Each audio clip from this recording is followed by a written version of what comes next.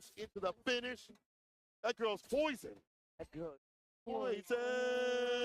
No drive rush necessary. Hikaru got all the routes in his back pocket, knows the way to kill even without any stuff. Well done right there. Yeah, Kosa again, showed out a little bit, right? I definitely think this is about committing to the read and being like, okay, for the future, I'm going to need this character prepped at a tournament level. Yeah. So even if I take an L here, it be what it be, it's all about the future. All about the future. I mean, like even if they ever like pull down a little bit, a lot. That character. I feel like he's been strong even on other characters. And that's remained so. But either way, that's a long play, bro. Right. You're right. People kept saying, "Oh, that character's not that good," yada yada. No, y'all just won't play right. That character been potent for a while, and he's only gotten better. And now he's been at his. This is his peak so far. In yeah. So now, obviously, a lot of people are taking notice. Excited to see spotlight though, right? Yeah. Like, I'm always down to have some of the underrepresented characters in the earlier season take that spotlight. So I want to see what people. Definitely want to see it. I want to see what Kosa does a little bit later on. I mean, he's a man of tech, understands the character.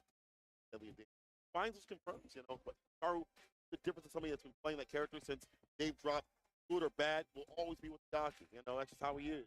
100%. He like the difference with his matchup knowledge where he was so rich, despite it just kind of getting popular now. Yeah. While on the other side, Kosa was still trying to put together him playing Ryu himself, right? Yeah. While all of playing Aki is taken care of. Yeah. Like, my man Hikaru knows everything at this point, so he is solely focused on the opponent. 100%. So I like seeing the representation to read, but it's not just so simple to be like, I'm gonna pick up this character and become like 2 weeks. New patch, things like that. So I mean, Aki got some, as every character has, and imperfect pairs have changed the landscape of the game.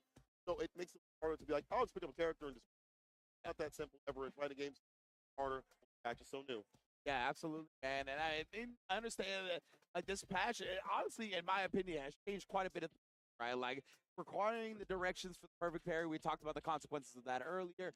We talked about the consequences of what they did with crouching medium, drive rush jab. Yep. Like a lot of these things are gonna change how the matches play out. So I'm very interested.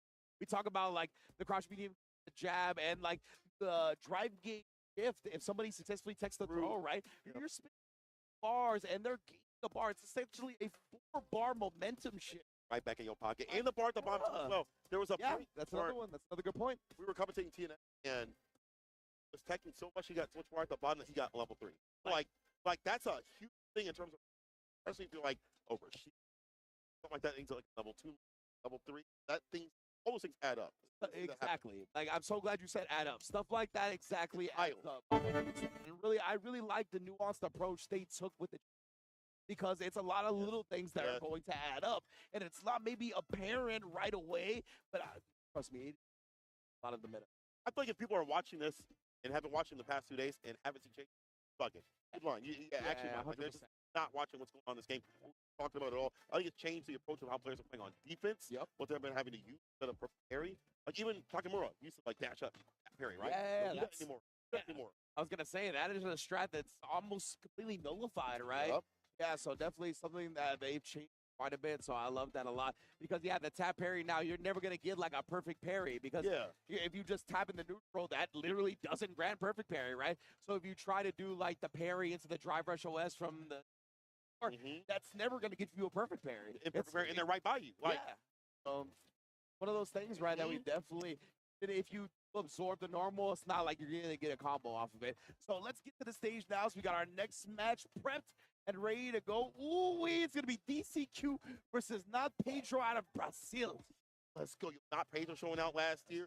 Saw him cooking with the kid. However, Mr. E takes himself on the JP, but he does have the bison if things get busy. My man, DCQ. That's one of my favorite players of all time, bro. Simply for that reason. Was that IWO? I feel like that was IWO, wasn't it? When we was out in Poland, it was like, it might have been when he started saying that wild ass stuff.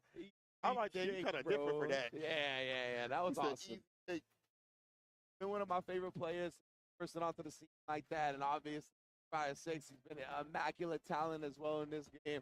So my man is out here looking to rep and show out, but against 𝗔𝗽ście, as you mentioned, repping the cannon is not going to be an easy feat today.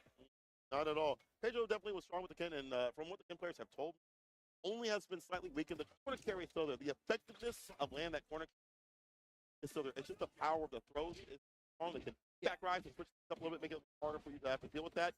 With that being said, I mean, Ken, with the current meta, has been effective in tournaments.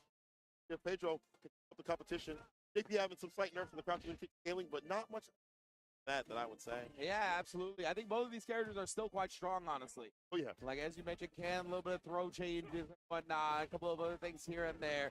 We got the counter hit off the low 𝗔𝗽ście. You know, you don't get like a full combo off anymore. You get a knockdown. Honestly, this character, exactly. Like, you still get a reward and you still get apply pressure. Like, character is still quite potent. And yeah, I mean, JP, I'm a big JP believer. Let me tell you what. Oh, yeah. I'm seeing it right now. Chipping away. DC only using a few certain things and a few certain instances. Have to overextend or this and that combo. Kills the drop gauge, kills the character. Takes the victory nice and easy. And nice spacing right there, knowing the crouch medium punch is going to reach. A lot of times people like empty jump and try to be just outside the range of your normal and then with punish your button that comes out right. So real good calculations. So the combo, 𝗔𝗽ście, deep ender, of course. Fireball meeting stand fierce instead. Fireball if need be, but let's go for a slight shin run DP. Okie time. Now Pedro looking to close out this round. Trying to tie up the first game, and that's exactly what he's going to do with a big FD. Man, I got jump scared because there's a billion cosplayers to the left of me right now. I was like, yo, what is happening? But we are out here right now, 1-up in this first game. Wow, just takes a turn right there. DCQ. Another portal right after. That's the strongest thing. I remember when you said that with JP, like the first season, that departure is the strong part of it too. And I can't see any different, right? It's the truth, right? I understand amnesia was the thing that everybody put shiny red balls on at the beginning, but nah, man, departure is really an absurd special in the land of Street Fighter. Right now here, not Pedro, not hearing any of that right now. Still working with Ken. Back with a bigger sand beer, crystal slash ender, departure, the long one. Awesome. Departure again? No, to pick out fireball. Right back, picking out the ghost a little bit, maybe trying to base something out from Pedro, a parry, maybe bring the drive meter that way. Recovers just in time to not get punished, and we immediately establish the throw. Dash forward instead, just goes with the jab. Again, it grants you other things, right? You can still play mind games in the corner, best believe. Oh, 100%. Oh, DDP. Do not dash up on me. I don't care if you go green or normal. Get it done. Now Pedro was like, nah, you got to make sure that is a block string or else the OS coming out to stuff it. And that's what we talked about, right? That's some of the balance changes is where a lot of the time now where you go for a true off of a medium driver's cancel starter, you don't get much Oki off that anymore. You have to commit to an option, whether it be throw or strike. You can't just walk back and play that type of game. So get on full display here. And if you try to sneak something heavier in and it's not a true block string, you get OSOD. I like that Pedro's defense is very immediate in terms of like, I need to live the corner. I need to interact immediately instead of just waiting for like the first throw or first normal, whatever it's going to be. While in reverse, we see some similar in terms of like I'm taking a few throws here and there and I'm getting ready for the side of DCQ. Usually DCQ has some of the best defense in the business, so it's difficult to see Pedro break that down. He's done his homework. He's done his studying. Yeah, definitely. I feel like DCQ tends to try to block it out a little bit more than most JP, not relying on the amnesia as much, right? So that usually means his amnesias are very successful because he doesn't use that often. But we saw the one amnesia that came out, baited perfectly, punished even harder. Yeah, now Pedro is on his game right now. Right. Yeah, on that bully. First game to him so far. Fireball interrupted. Big waste of bar to help parry. Come back, stay in the green as much as possible. Medium pick if need be. OD fireball. Oh, we're in with a big buck. My goodness, the slug caught him in the jaw with that one. He's been trying to put the run step kick in. I like that up against G. Honestly, he likes to play far away, so sprinkling that in is a good idea. Anti-airs right there. Perfect parry, the low fireball. For the throw this episode, the stand fierce. Pedro immediately responding, right? As soon as he blocked that crouch medium punch, he was like, all right, you're in range for the reversal crouch medium kick. The departure teleport, trying to backdash. Oh, but DCQ was out of range of the crouch fierce. I don't know if that's what he wanted or it's an execution error, but either way, now Pedro's on set point now. I was going to go to like a target come after that wake up heavy kick, that banana kid special. Did not happen. Oh my goodness, my man is swinging right now. I like that. The drive rush cuts it short. The summon spike against the back throw as well. There's the connection off the fierce starter. Fierce, no departure until now. Long range. Walk him down the corner. Walk him down. God damn. confidence. And that crouch medium punch is usually pretty hard to whip punish, but not for the stand fierce of JP. But now Pedro has found his way out of the corner. Maybe his way back into this round. Oh, but again, that stand fierce is so potent. What up the reach? Perfect parry into the drive rush, though. We are here. That's a CA. That's going to shift this drive gauge momentum heavily. Sit down and shut up. Oh, let him know, St. Colo. Oh, yeah, the bar is all nice and green. Only fireball if you want it. Nice and safe, solid style. If you'd like to have the perfect parry, take the turn back. Oh, DP. Pedro. Chill, fam. Yo. Chill, I'm dog. going to make a cutscene out of you, brother. Oh, man, he tried to make him like Broski. He like, oh, I seen that clip, bro. Yeah. That was hilarious. I'm sorry, dog. You ain't deserved that, though. No. You ain't deserved that, though. Gotta be kidding me. My goodness. Kids are not all right. Back throw. That was one of the most aggressive moves with a life lead that I've ever seen. He tried to end his career. Legitimately, bro. I shouldn't say life lead, but set lead. What I mean. Right back in there, though. Behind the gen ride, DP ender. Damage is racking up. Delays the jabs. Gets a counter. Nothing to think after that stand light kick. No problem. Again, having you up in the corner, having that lead, having your gauge in the feet is what you want for things like this. Get right. Get a little spacing shot right there where after the roundhouse you use the light kick. A lot of the time people try to pick systems or heavies, and that's not going to happen. Now Pedro, back-to-back throws, takes it 2-0 over DCQ. Brazil in the building. Brazil! The Brazil from the chat. I see the Brazil people in the back too as well. The Chilean also cheering for not Pedro taking over DCQ. Champion mentality. My man did walk up OEDP. No fear in his heart.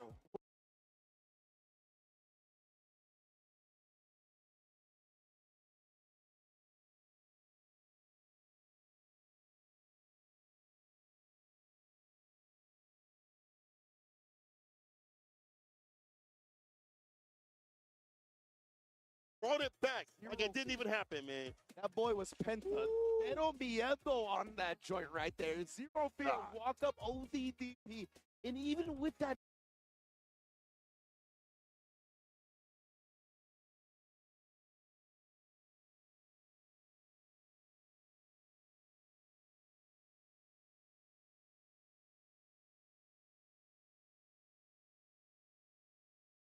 Not working. Bounce back in the very next round and took the W. That's a testament to this man's confidence. Cannot dead, bro. Cannot dead. If you a Ken player out there, that should enlighten you how to play that corner play. It's still deadly. And these knockdowns, you have to go for more things that Ken has, which he's had since he won.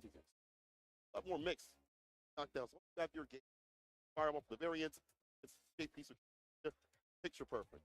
I gotta give a shout out to production putting us out here, by the way. I love that we out here with the crowd. You can see CEO behind us, bro. Orlando is out here. The electricity there. It's a beautiful day for fighting games. I love it. I love being able to see the players in the back, people that are coming up, and the audience start to stack up as we get closer to the finale of today. You know, some of these people are already kind of knocked out of the tournament, or they salty as hell. Yeah. They're trying to help their friends that are salty as hell too.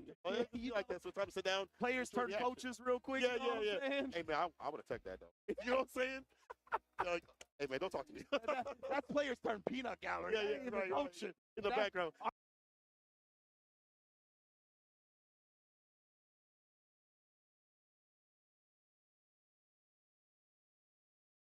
Aren't you Diamond, bro? Like, come on now, relax. Like, it's honestly way more players turn peanut gallery than players turn coaches after they 100%. That's how it be. Okay, I understand, right? 100%. Yeah. Want to get your mind off the game a little bit, perhaps, but man, Hello. we are locked into the Street Fighter 6, baby. Thank you all for joining us here on Capcom Fighters. Just day 2, of course. We know the top 8 is tomorrow. We're going to be ridiculous. It's just been an awesome season already. The first major on season 2, right? It is actually. It actually is. Not the first major. International players coming through. World Warriors, actual World Warriors, lugging it out, showcasing what this patch is all about. Part of the meta. Let's throw it over to the. Oh God, damn. Oh, production told us Primate beat Phenom.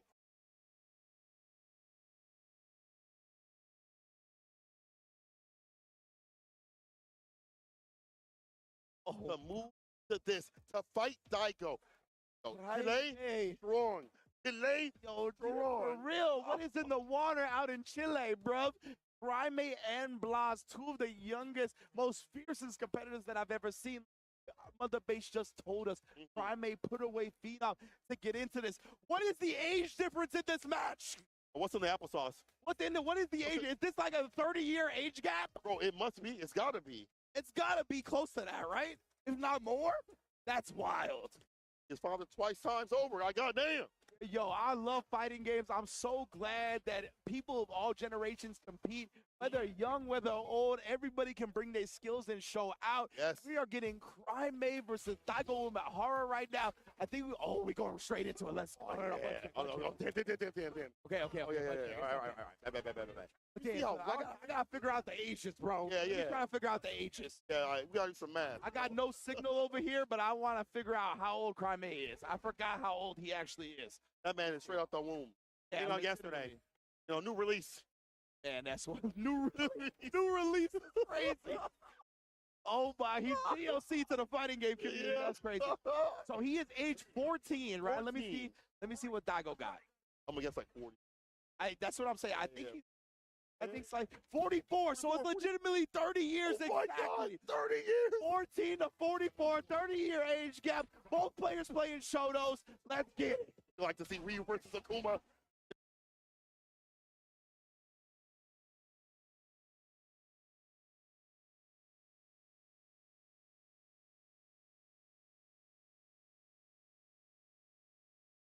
The driver finds the same fierce target tumble, heavy top with the damage to the Oki. Nice and You reach it, you're gonna learn today, young man. We don't reach the first time around her. Oh yeah, and then he's conditioned him. That means the throw is coming. 𝗔𝗽će immediately risking the throw tech successfully. Right after you look like OD Fireball because you got a little more gauge. Like to again allows for more to happen in this match. The fake out.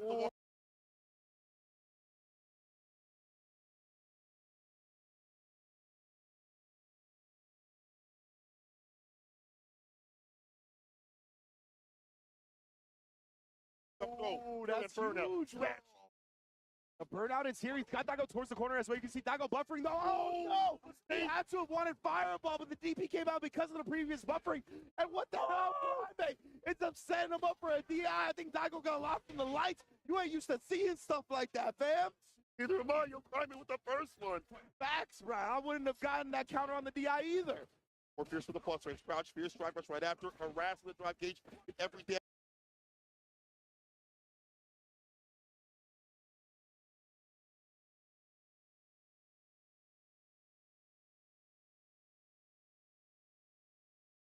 Interaction. This time a throw.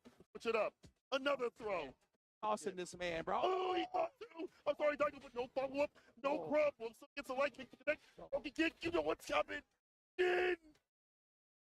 Sure you can cry, baby.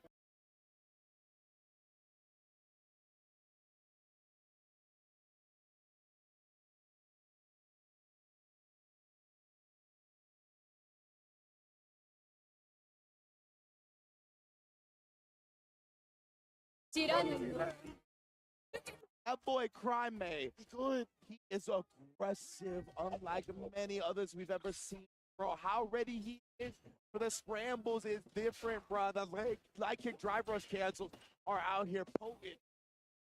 Aiming for the drive ditch with certain bigger buttons and getting more off those buttons, as well as he attacked 𝗔𝗽će. Like on the offensive now, OD Fireball, and offensive to pick up right after it. Medium punch, yes sir. Ella plus. And don't get it twisted. 𝗔𝗽će's fundamentals and footsies all that are immaculate. But this man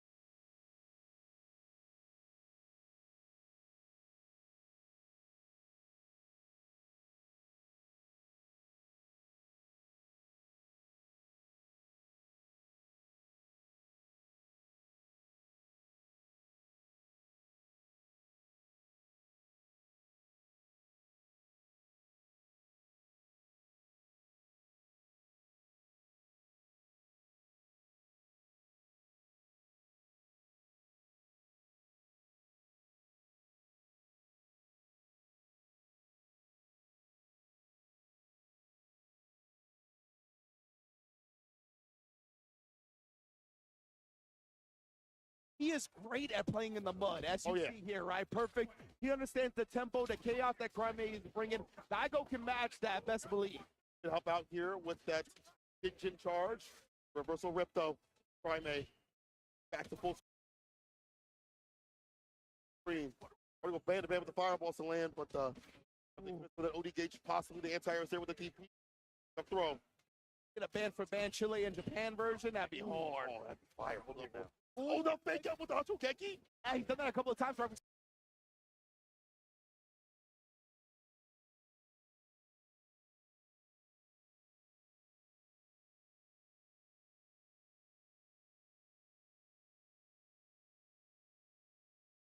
The driver's jab as well to fake him out into the drive rush parry, or excuse me, the drive parry. Kick to finish it off in terms of the drive gauge. Another donkey kick. Hey, wait, 𝗔𝗽će has abused 𝗔𝗽će's drive gauge and set up shop for this into the reset of the guy to put himself on set point. 𝗔𝗽će, hey. Yo, Chile's strong, I'm telling you. Demons out there, you just give them a chance to travel, this is what happens.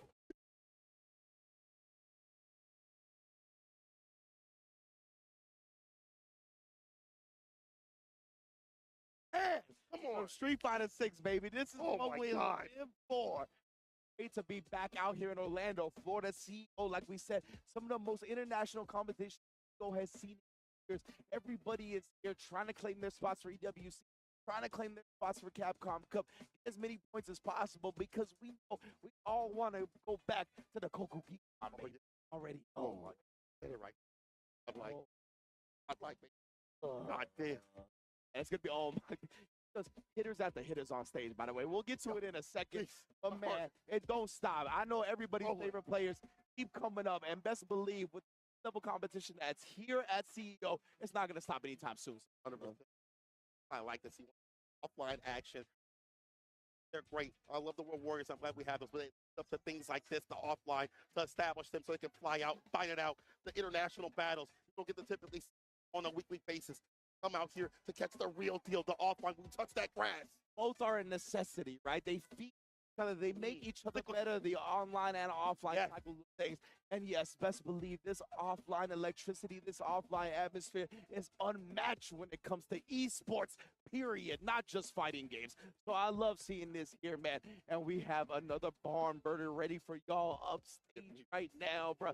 I can't wait. Bro, I'm so sorry. I'm knocking everything. I don't know. I'm not sorry.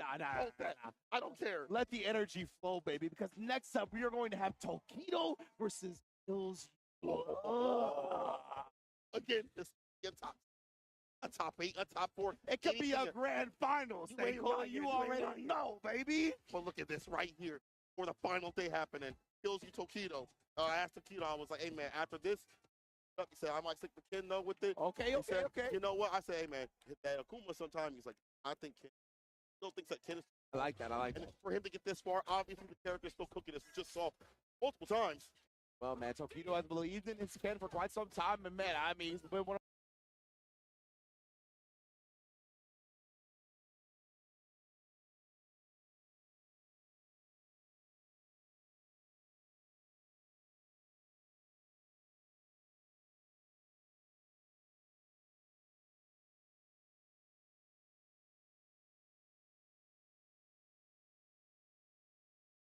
my favorite Ken players in Street Fighter 6.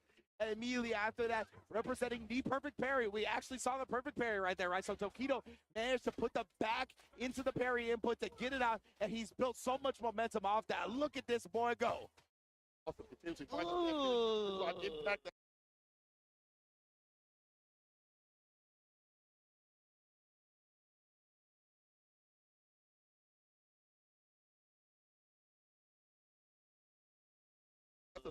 And that's a wrap. Wrap it up. That's a win-win for him either way, right? Even if 𝗏𝗏𝗏 responds with a level 1 right there, he has such a life lead, and the burnout timer was still going to have so much time to go. That would have worked for 𝗏𝗏𝗏 either way. Drive rush hits the brakes.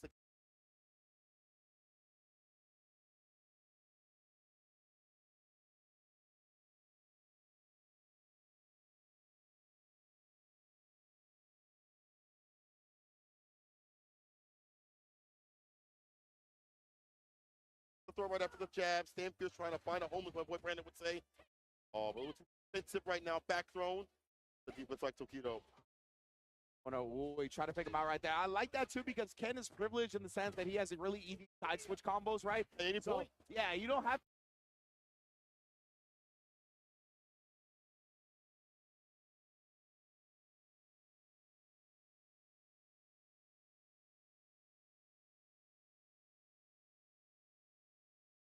to just go for a back throw when you want to side switch with a driver's cancel out. His BNB itself will do that just fine.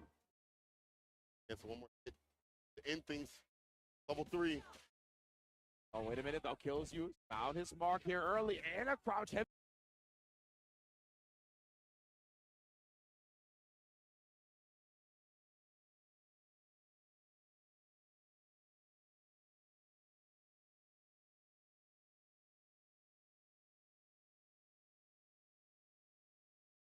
Punch connects afterwards. A throw. He's brought himself very much back into this match. Even with level 3 as well. Yeah, 𝗔𝗽će, he's faking out the fireball. You see the buffers, but he doesn't want to commit to it right now. Things that happening. Back throw. Up and over. Driver's crouching right kick.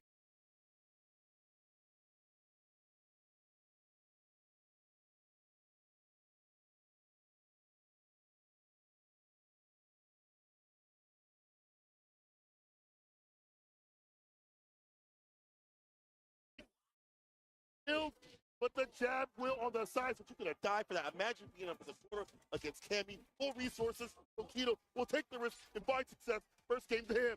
Legitimately so scary right there, but 𝗔𝗽će survives and takes the dub. What a way to start the set.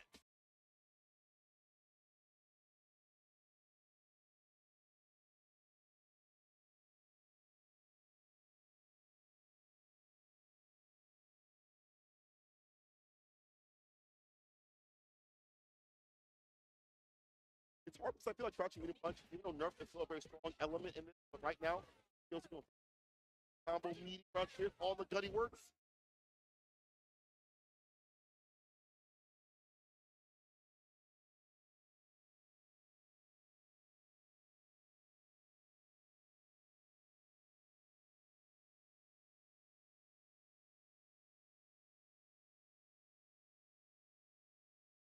It kills you. Try to establish the throw right there. 𝗔𝗽će more than willing to press right here. And look at him willing to walk forward on the Cammy as well. Trying to get himself some space, some real estate out of the corner, but 𝗔𝗽će not going to let that happen. Puts him right back there. The level 1 put him on life support.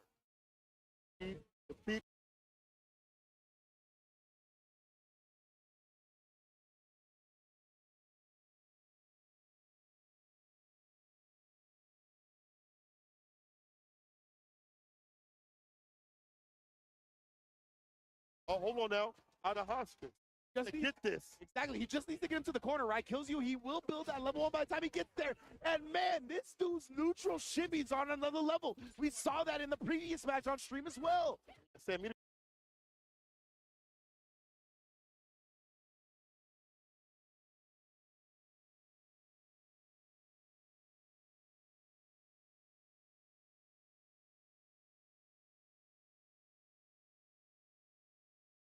well, things too as well. Most people go low. Sam immediately might whip. Range right there. Understand me to pick as a closer to 𝗔𝗽će. Right on the board finally. Of that, man. His recognition of when he can pull off some shimmies in the neutral and not just off his offensive sequencing is extremely impressive.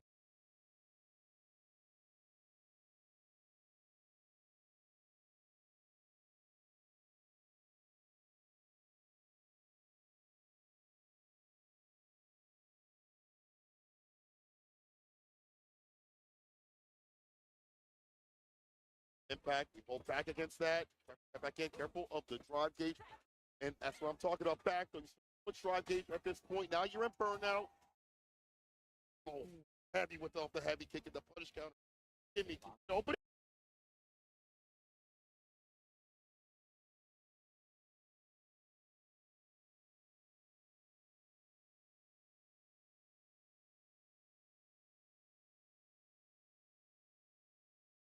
No.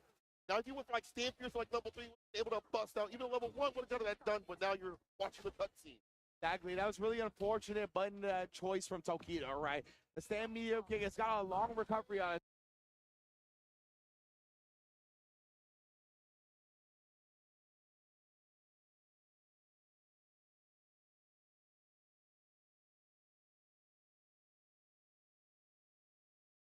own. It also has the target combo attached to it that players like to try to convert. So that's one of the things in this game, right? That sometimes, whether it be on parry or whether it be on drive impact, when you get your normal absorb, you know that it's not a block, so you kind of default into confirming the target combo. Yeah,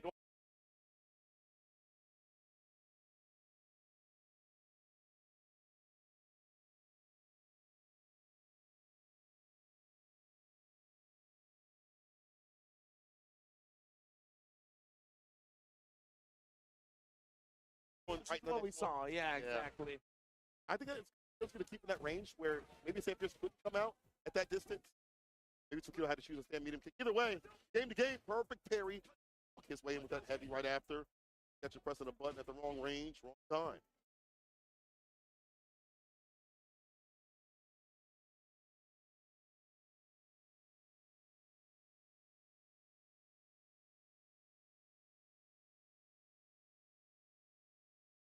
Oh, nice. Drive rush, yeah, that drive rush, that medium kick is one of Ken's farthest advancing options. Right there, couldn't else happen off of it. Back in the Back those for buttons.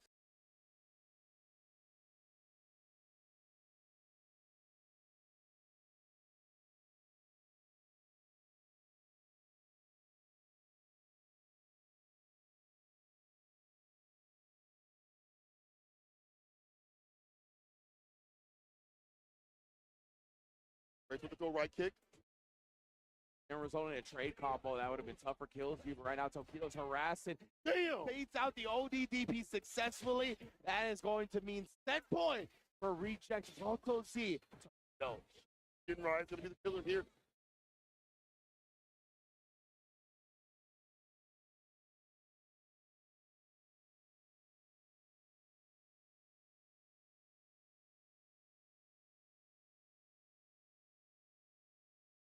Look at where Tokido's going for these 𝗔𝗽ście enders, right? Right? The proper range was harder for her to be able to have an answer right after or interrupt.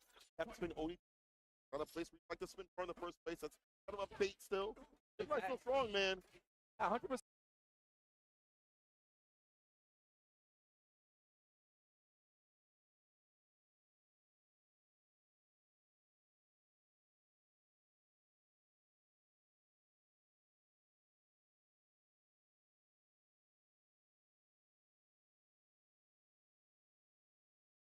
To put this kid to rest, at least for a game, they're all evened out. And that has been 𝗔𝗽este's big weakness in this set, right? Is his frequency of teching the throw. Yes. He's looking for it a whole lot, and he's gotten shimmied multiple times successfully by Daigo. And Daigo, this is so good for him because he's weathered the storm, right? That big momentum outbreak from 𝗔𝗽este to start the set. He has been able to take that and bounce back with a W. Now the momentum is firmly in his side. To be able to survive in burnout as Akuma is very possible. He's got the big button to do so. The fireballs keep you out. He gets his drive gauge back as he gets aggressive. Those are things that Akuma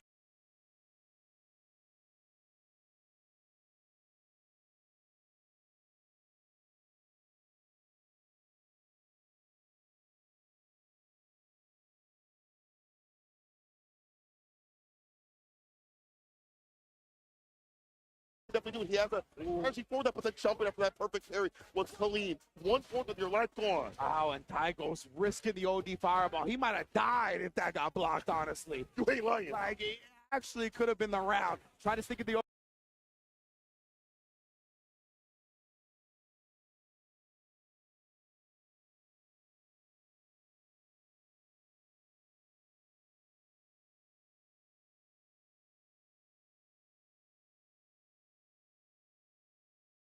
overhead right there, but Daigo confident in his call out, waking up with the light button.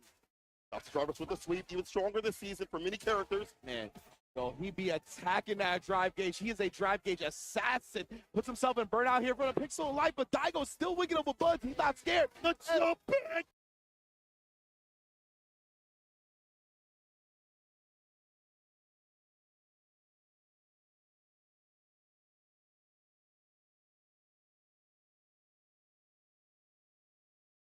Yeah. The fadeaway, the Mamba mentality to clean that up. Attack. Daigo. Very active on defense so far. And it makes sense.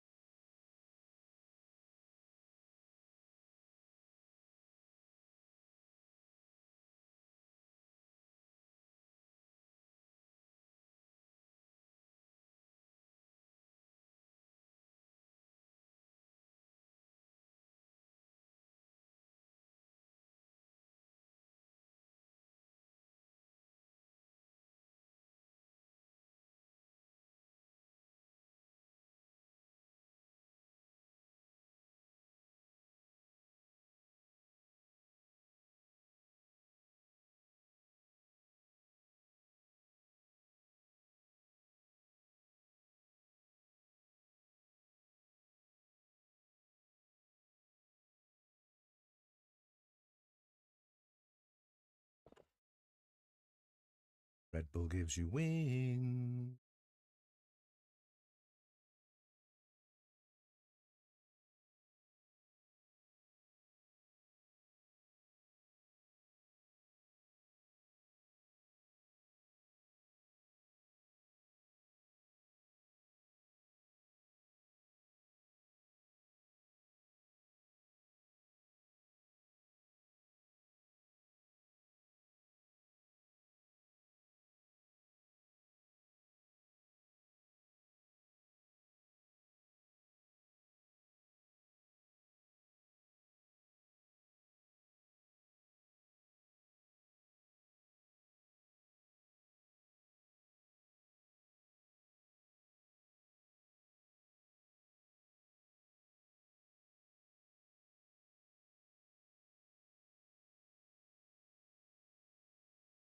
And we are back with more CPT action offline. I do mean offline. My name is Seiko from my 𝗔𝗽𝗶𝗲. Let's get it, baby. Offline. We can touch the depth. We can see the players. We can feel the electricity. Ooh, CPT, nothing like the offline, baby. I love seeing it right now. At CEO, we got the point system back in full effect as well. Everybody chasing to make sure they get in the Capcom Cup. Nah, man, we've already seen some incredible matches, right? To kick this off, we saw Angry Bird versus Daigo. Yes, sir. And then, before we went to break, we saw Daigo fall to crybaby, bro. Oh, my God. This wild, bro. These guys out here are fighting, as you mentioned, for points. Like qualification, get that first place spot on the dot. For EWC, to be out there, get that, money. There's a lot of things that you have to think about. And a lot of killers and filler out here that are trying to find out just as hard as you, if not harder, depending on. And you have to think about it like this. New patch, hard to adjust to the meta. Are you switching characters for some people? Sometimes it's been good, sometimes it's been terrible.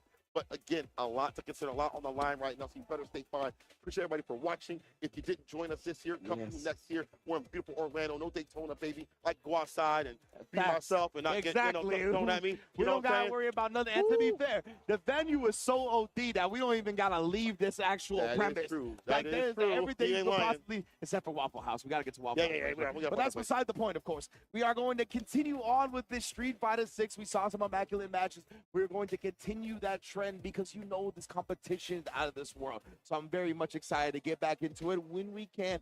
But man, St. Cola, it is very different being offline again. It is so good to feel it, and it is amazing to see what level of competition these players are bringing. It is incredible to see them also, even when they get knocked out, just to hear what their ideas are for the new meta, their strategies, the arguments. Bro, I love hearing players argue back and forth. This character's strong. Yo, this character's strong. Yo, you're wrong. But there's so much information to gather out here. So if you're a player, I feel like it's good to go offline so you can get that grind for, playing top-level players, getting a lot of casual sets in. I was here till like 12 last night playing, and the 𝗔𝗽𝗶𝗲 world also had like a 24-hour area to play too as well, man. Like, it's a great look. It's a great look. And yeah, that's a great point I think that you bring up with the fact that you can talk to people offline. That is a much more nuanced conversation than we see on X or Twitter, right? With the character limit and all that. Actually getting to talk to these people in person, ask these questions, get genuine, sincere responses out of people being in real life, rather than our little jaded internet world that we live in a lot of the time, right? Yeah. But yeah, best believe you could tell it. You could see the testimonies from a lot of people, how nice a lot of these players are and personalities are in person, how willing they are to have conversations with anybody, play anybody. So yeah, man, it is a dope world offline. If you can make it, please do. Obviously, those of you that couldn't make it to this one, maybe you can make it to Blink Respawn again, going down the weekend of July 18th. And I promise it will be an unforgettable experience if you make it out to the Dominican Republic. But yes, indeed, Cole, we are here in Orlando, Florida, with more Street Fighter 6 on the docket. And I believe our next match is going to be happening very soon. Oh, yes, sir. More Street Fighter League action style. Whenever I see league players, I'm like, these cats are real deal. Because they've been grinding out so continuously week after week for Street Fighter League. When they're not playing on their team on that day, they're practicing in the background, learning the game. They're spending hours upon hours. This league, it commits so much time. Time for league. So I get emboldens these players to be better and better. So when they fly out to other countries or other areas, I'm even more demonic than what we've seen them previously. Exactly. We have Nauman and Karu on the team, so that's going to be Aki. And I don't know who Nauman is playing. I've seen him test different characters. Maybe the Ken, maybe it'll be the Mine, maybe a different character. Maybe he'll switch up a little bit. Who knows? I saw some players playing Jamie that I hadn't seen before. Oh, man. I would love switch ups, man. Chun-Li would be nice, too. I would really love to see Jamie. Chun-Li would also be nice. I'm a little biased. But honestly, She deserves some spotlight. She's been kind of underrepresented in the first couple of seasons of the game. I think like in season 1, she was a little like underrated. I think she was kind of quite strong in that season, but that's beside the point, of course. So I'd like to see some Chun-Li players. And who knows? We saw Kosa on the Ryu earlier, right? Maybe now, man, is experimenting with everybody's newest favorite Shoto, which is everybody's oldest favorite Shoto. That's true, the funny part about it. But yes, everybody has definitely been getting a refresher on the Ryu. And again, Hikaru has been the Aki loyalist. He's been the Aki specialist since the beginning, an extremely deadly competitor no matter what territory he's in. And yeah, we're going to see it today, right? He is very much always on at the forefront, whether it be of the tech, whether it be of the conversions, whether it be just how to play the character in neutral. He's a pioneer. Look, Nauman also on his side of things, his defense, when he wants to bust out, whether it be like a reversal BP or a super, is so nuanced and commits to it. I feel like he is really about reading the person rather than like key player in the situations. Like, I know this player likes to do this, this, and this. That's going to have some situations over at Street Fighter League when he fought Tokido. It's also led him to acquire way more points in his team for Team Detonation over there and be a shining star for them. On Team Detonation, focus me. And when players are like that, right, I kind of take a look at that first match, and I want to see if a lot of it is intel for them, right? Yeah. The ones that really try to play against the player and try to expose the habits of the player rather than try to, like, abuse character matchup things. When you might looking like the right call, it's looking like the my. The my guy. Oh, yeah. In the building right now, going up against Aki. This is some 10 fatalities if I've ever seen them. Yes, sir. The waifu battle happening on the screen. One thing, though, is good to see that players are still picking mine because she get nerfed in some ways so you can not as brainlessly throw at the fan to land. However, it's still good up in the corner. Just we can avoid the proximity. Yeah. It lets you to backdash and avoid in the mid-range. But in the corner, still the same game, baby. Exactly right. Mystery, you can kind of walk out of the bounce of the fan now, but corner, you ain't got nowhere to walk back to, baby. So you got to hold that. And right now, he kind of already off to the race with a punish counter. He's going to knock down Nauman in the corner. And the overhead follow, of course. Slight little delay on that, too, as well. Make it a little bit harder to read. And this Fang puts him to poison right after frame kill with a meaty crouch. Meaty kick. Don't press a button, asshole. You're dead. Oh, my goodness. Hikaru completely shutting down Nauman in the opening round. But this is what we talked about, right? Again, the first game for players like Nauman is often intel, right? And that puts them behind the A-ball, obviously, in the set. But honestly, when those players like that, they gather so much that they can take 2 games straight. So it's all about what he does from here. A little more OD usage here from now with the OD fan to land. Had to pick the stand fierce down the drive right after the second one. Light conversion, ends it with the Oki. Backs off with for a reversal. Hikaru got the type to do so immediately. Hikaru is very much a non-flincher, right? A lot of the time, he doesn't just freak out because of movement or the opponent being close. As you can see that, right? Willing to take the throw. He is not trying to bust out. 1-1 gets a stock at the end right there. Throw, but you're still caught up in the corner. Those fans get even more dangerous. He gets the empty crouch kick, catches the recovery of the snake kicks. Now it's just the right button to land with. I thought Hikaru honestly would have recovered in time, but Nauman definitely seeing that opportunity and making the most of it here, tying up the set. Every fan, every link to the fans. Yeah, what a recognition from Hikaru right there, knowing that Nauman's follow-up jab was not going to hit, so he punished countered it perfectly. The spacing, know what's going to happen right after the fans land, you know? The result, to the corner with the throw loops continuously happening. The one touch at this point with level 3. Exactly. Catch him, and he does now. The crouch heavy kick into the confirm. That is a Aki special right there. Nauman on life support. Oh, and the plug was pulled after all. Hikaru taking it 1-0. But he's trapped the hit.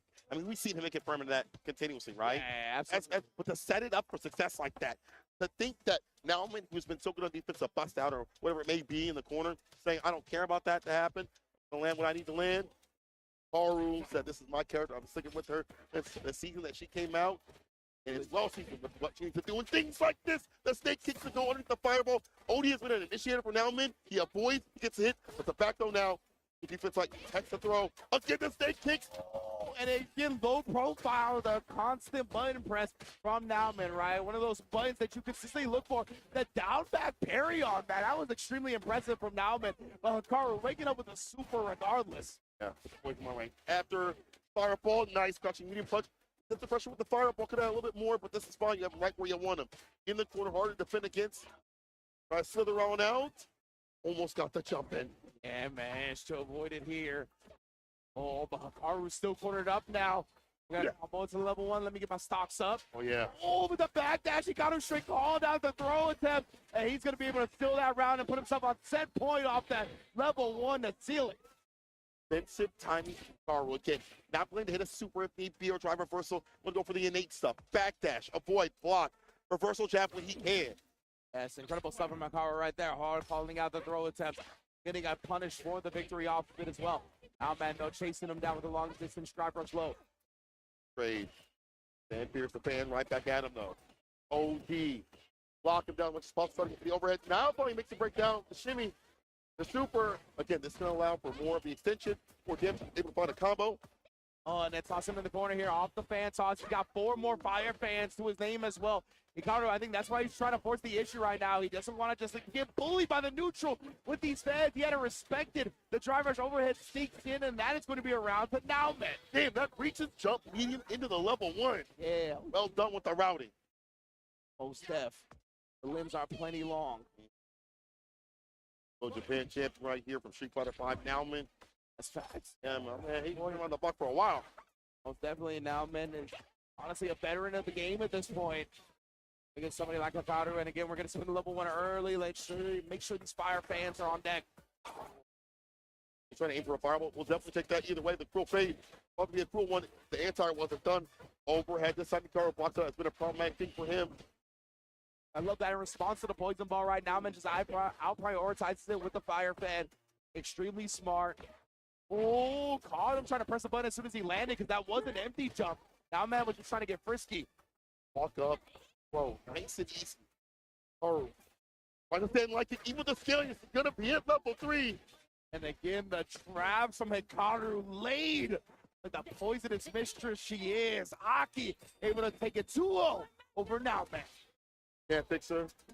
You don't want to be fixed. Hikaru ain't got nothing to fix right there with this gameplay. Up in the corner, the space traps were supreme, pristine, and elite. Hikaru moving on over Nauman. Run that defense that we expect them to have up in the corner. But I mean, it's hard when you have someone that's so effective, so consistent and confident with the decision. Yeah, 100%. Shout out to Miss Red, bro. She don't want to be saved on that one. No. Aki is out here putting bodies in bags constantly. And Hikaru, man, he has just been so immaculate for so long. Love seeing him show out offline. Whenever I get the chance to actually watch this dude, it's always a treat. So I'm glad to see him in Orlando, Florida. Yeah, in our neck of the woods. It's so clean, bro.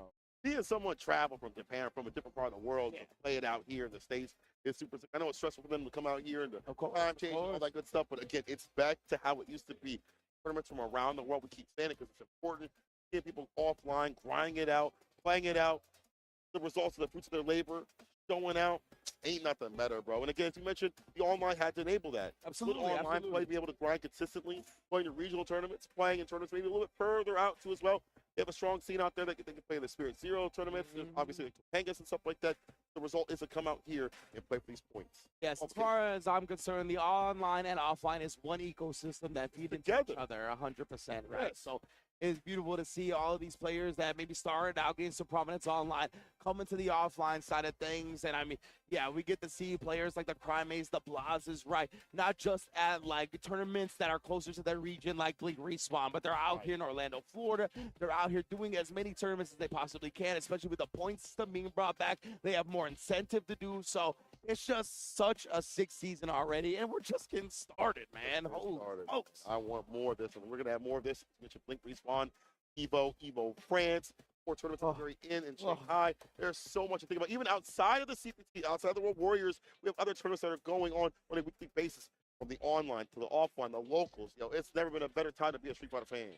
I love fighting games, man. It's so great. It is an immaculate time to be 100% right now. In Street Fighter 6 new patch, the season is in full effect right now. Everybody coming out wherever they can. Big money organizations getting behind players as well. So we're seeing as many players as possible at all these tournaments. Yes. Everything is just flowing right now. And we're going to flow into our next match that is going to be coming up soon as well. It's going to be a great one. I see JB up there, my hair brethren. So we'll see how he does today. Yeah, this is the hair block. That's what you already know. Ain't nobody touching this block when it comes to hair. Straight up. Lion, baby. Man, Lion. Yo, get us some shine or whatever it's called.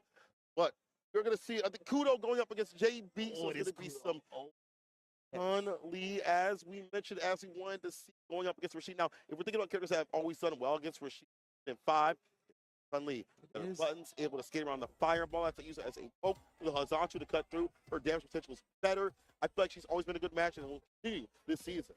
Absolutely, man. I'm a big believer in Chun-Li, have been for quite some time. So the fact that she got even buffed in this version, definitely shown some love. That means her rise to prominence is going to be in full effect once again. Yeah, I think this character is extremely potent up against 𝗔𝗽će as well. Any character with nice walk speed and whatnot that can kind of give 𝗔𝗽će problems getting comfortable in the neutral is going to be annoying to fight against, right? And that's exactly what Chun-Li has the capabilities of. Whether it be her walk speed, whether it be the range of the normals, whether it be the Kokosho, she has so many ways and even able to kind of thwart 𝗔𝗽će's fireball with a flip kick. A whole lot of options, baby. We're going to see them on display. For JB, button is going to be more of a consistent thing. He goes for the DI, maybe for a fireball. Yeah, maybe a fireball, stand fierce as well, right? Some of those big options that are not cancelable from Chun-Li. I like the opportunity from JB. Yeah. But another with the TK. Perfectly done. Driver crouching light kick to the medium. Maybe a cyclone. Try to press a button when you shouldn't. You're going to learn today, baby. Oh, and once again, JB will fake some outs with a jab, getting the throw loop going. Obviously, 𝗔𝗽će kind of does need the drive rush now. Not as potent as it was before. You can't just walk up and do the do the throw loop like you could in previous seasons. That's true. They put your back into it. No anti right there. It makes sense because that character is hard. Hit that EVP. The angles don't reach, but we're going right to the corner. Hitting for a kick. What's after it? Tick throw. He avoids though. Tries to take side switch off the OD. You sky high level 2. I like this. Players are trying to tear Achilles right now. Everybody getting caught low. Oh, no flinching though from Kudo. Love it. Weathered the storm perfectly. He did spin all of his drive here though, and JB didn't convert the combo off the driver's cancel buffer. Air to air. It's game to win. JB's got the bar to utilize. Go to the corner for a DI or play around that attention. The jab. Broke the low. There's no way this hit. Oh, absolutely not. Yeah, I'm not sure if that execution error from Kudo, if he was just too damn good and did that a little bit too quick or what. Maybe. Either way, that's going to cost him not only in that round, but in this round as well, as 1 meter is down the drain. Not having level 2 at the beginning definitely sucks because you don't have that talk right after for the mix. You know, things like that definitely help to solve some damage. Perfect parry and the punish right after. That's a very good perfect parry. The screen free, get the punish. Bro. And from that angle, like the level 1 might have worked, honestly, on that jump. And I wonder, yeah, I don't know. I think he just got kind of lost in the lights a little bit. But JB, of course, almost to that level 2. The win condition is lurking in the shadow. It's a scary sight, but Kudo snipes with the crouch medium kick beforehand. Kudo's objective is to stay as much as possible, but he's going to be pushed away. Fireball, dash up level 2. There we go. Proper knockdowns have to be done to get that level 2 so it's not punishable. Interrupt, I should say. Taking the tornado again and getting him with the empty mix-up low. Nice stuff from JB. That's going to result in some damage. He establishes the throw as well. Drive rush in to try to fake him out. Does the whiff the light kick into another one. And remember, preceding that was the whiff drive rush light kick into the throw. So beautiful stuff from JB, switching it up right there, showing Kudo that I can still put my Oki on you after a throw, best believe. I use a little green to get it going, but that's A-okay. The great thing we've seen, I feel like today from Daigo, from JB, from other players, that drive rush up that you mentioned, with the other light behind it, the same light behind the chain right into it. JB with a good corner pressure. Got to keep that bar up to do so, but he does so, keeps it nice and green. First game to him. Kudo adjust. 100%. I think Kudo kind of needs to win the early part of the rounds, right? Before JB starts getting the 2 bars, before he has those privileges that 𝗔𝗽će got when it comes to that super. And right now, with JB winning this early, already building up the speed meter, and it's long for man. It's looking terrible right now. Ran killed, up fake out. He chose to stay in medium kick. A staying fierce. It would have hit and got him something significant, but JB still has the winning condition right now. A one-touch scenario. There's a low, though. Out of the corner we go. This is like not even that bad. Okay, yeah, I was going to say, eating that combo is not even bad for JB. It actually built him more meter than he would have had if he just kept getting the offense going. You ain't lying, bro. Actually, that would have fine. The OEDP wouldn't have killed if he would have watched that, so he's A-okay with that set point scenario. Fireball enter to kill the drive gauge. Perfect parry slaps him away. Love that right there. Perfect parry into the check on the pressure afterwards. Kudo does find his open up again, though, sniping low. Then medium goes for the throw right after. Could have went for a little bit more, but that's fine. You have the lead right now. Can't throw the fireball, get the level 2 Kudo. Definitely let that rip if he needs to. Yeah, I think he thought that jump was going to be a cross-up as well. Maybe even JB did, as it seemed like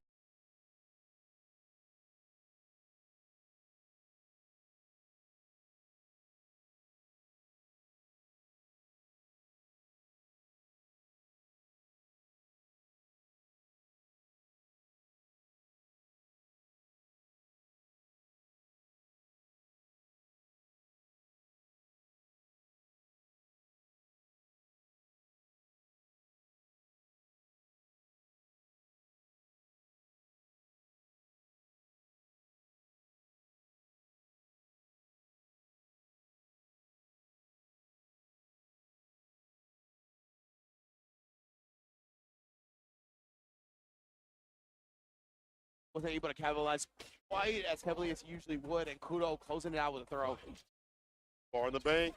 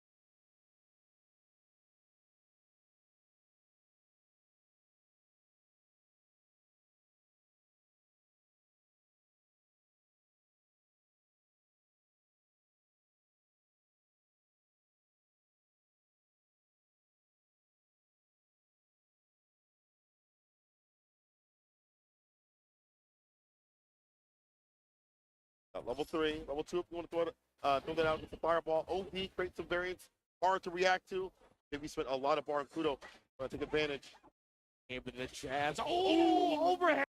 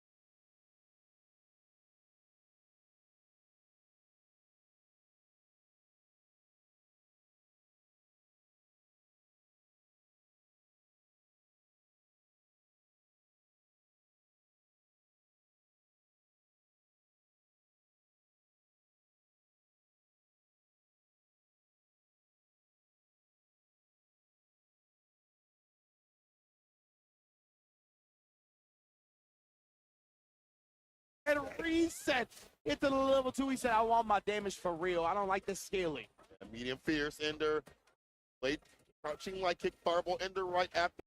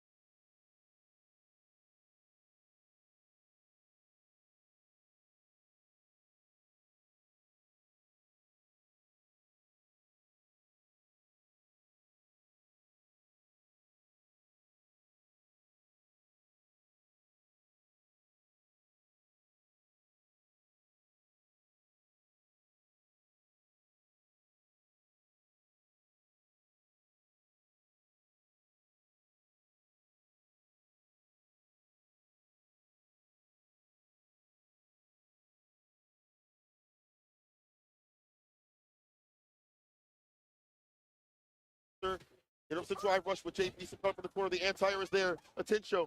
Also up the overhead again. Almost found the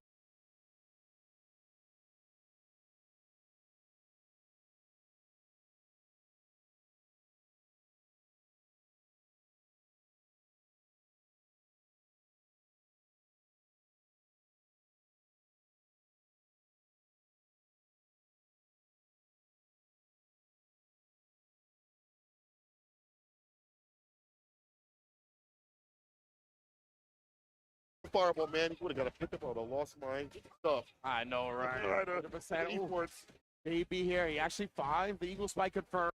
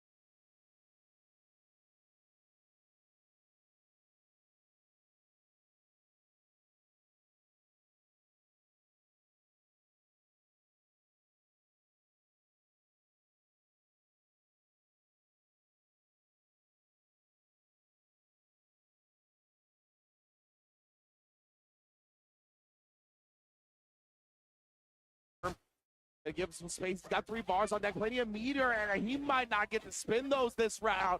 𝗔𝗽ście, all he needs.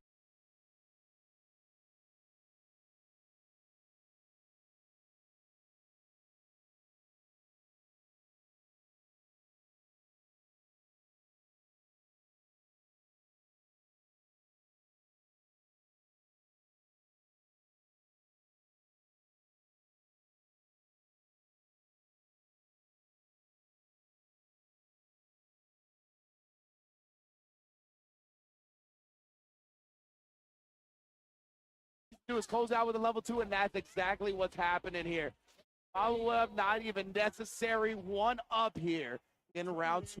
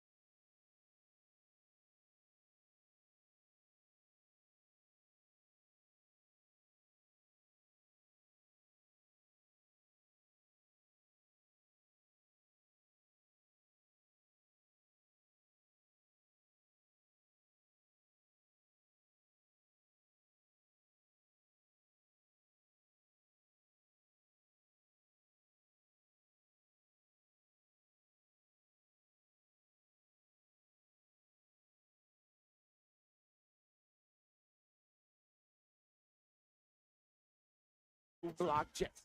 Once he gets close, he stops the activation situations from happening. Jabs, chaining them to keep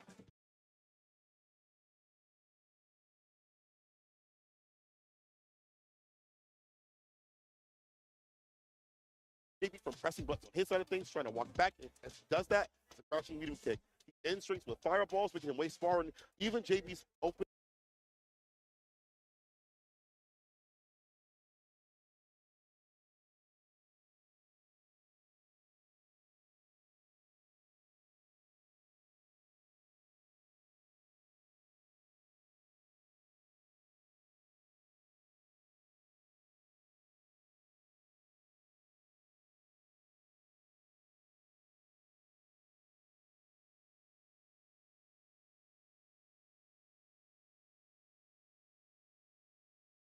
Gambit is making him waste a lot of drive gauge where he can't interact right after that. He has to build up his gauge. Yep. He was like, cool, with the orange, I'm going in.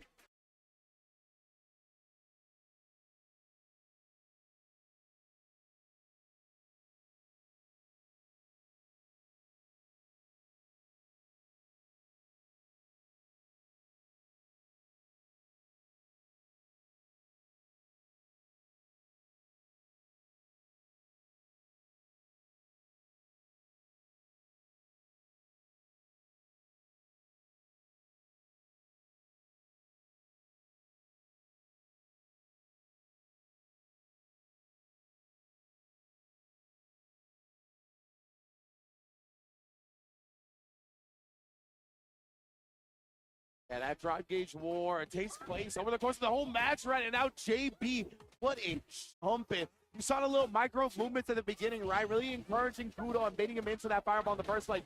But man, covers the perfect parry, not letting JB do anything off that. Back throw. Switch it up a bit. Advance. JB will hit that reversal if he needs to, or crouching medium kick reversal. It's a shimmy. Walk up jab again has been the tail of the tape. Hey, the counter hit jab, being able to combo to crouch medium kick just naturally like that is so privileged from Chun-Li. It always has been in this game. Really good. Gonna pick up the crouching kick off the OD fireball. Lightning kicks on the wake up as the anti-throw tool, and 𝗔𝗽ście brings it back to the brink.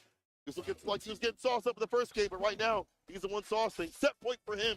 Actually, 1 round away here. Remember, 𝗔𝗽ście, yeah, he's definitely feeling himself a little bit. We saw the overhead reset in the middle of the combo. Like, this man is confident. JB here. Need to see the same confidence. I need him to match that type of self-esteem, but the perfect parry comes out, and the DI straight through to rest. Thanks, fam. Defense and no offense. The trade combo better off for JB. That crouching medium kick. Radiant Cyclone, not the most perfect parry, imperfect parry, but you'll get your bar back. Here we go, another DI.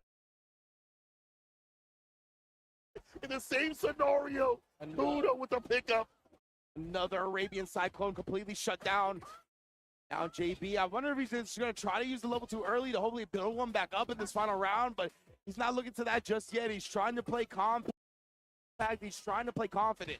He's going to throw out fireballs, man. Far at the bottom, let that loose to get to level 2.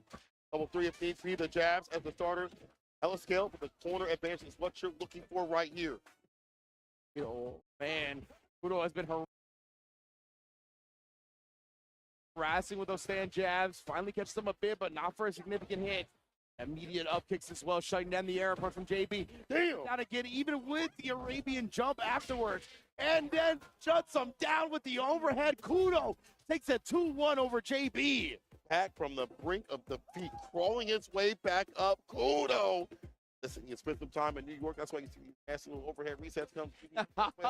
This is the thing. Bringing it back to America with this Chun-Li. Fantastically done. Honestly, even though JB wasn't caught with any, I threw a bad fireball in level 2, the idea of that prevented him from establishing pokes with the fireballs first. He would advance right after. Yeah. Walk up, jab, jab, jab, and then handshake with the forward medium punch to also establish damage as an opener. 100%, and also Kudo's consistency up against parrying the Arabian Cyclones, right? Like, huge in the final round right there, giving him 2 hits. Obviously, they were scaled because of the perfect parry, so it wasn't about the damage. It was about the drive gauge damage, right? Getting those punish counters in, being able to just make JB play from a deficit for the entirety of the round. You just never feel comfortable in that position, and it really felt like Kudo was in control entirely in that final one. As they take away more access points for 𝗔𝗽ście to activate level 2, you have to expend more bars sometimes. Yeah. And that just did not happen. Honestly, some of the best ways to play against 𝗔𝗍ście is to prevent him from activating level 2. And that was literally a way of doing so. And now we're going to lose their side. I can't believe I'm saying this. Is this the 𝗷𝗍𝗲? Angry Bird going up against 𝗔𝗍Ⅎ is the next match. Loser side. I cannot believe, bro. I can't believe it. These are legitimately 2 of my favorite players of all time. Like, yeah, Angry Bird, I'm a huge fan of. I love the way he talks about fighting games, philosophy behind a positive attitude with it too. Absolutely, yeah. Being one of the things that really struck me, and I still think about to this day, is him talking about how he made the jump when he realized that he shouldn't be afraid to lose. Yeah. And he needs to embrace that, and he needs to embrace the longevity of the fighting game career that he's going to be undertaking. Now, on the other side, 𝗔𝗽ście. 𝗔𝗽ście has been one of my favorite players for so long. Always one of the most charismatic Japanese players that I've ever seen, willing to wear his heart on his sleeve, always plays dope characters. And I mean, he's just a cool-ass dude, man. Like, the way that he plays, man, I feel like it's so weird because it's hard to describe his style. It's almost like psychic.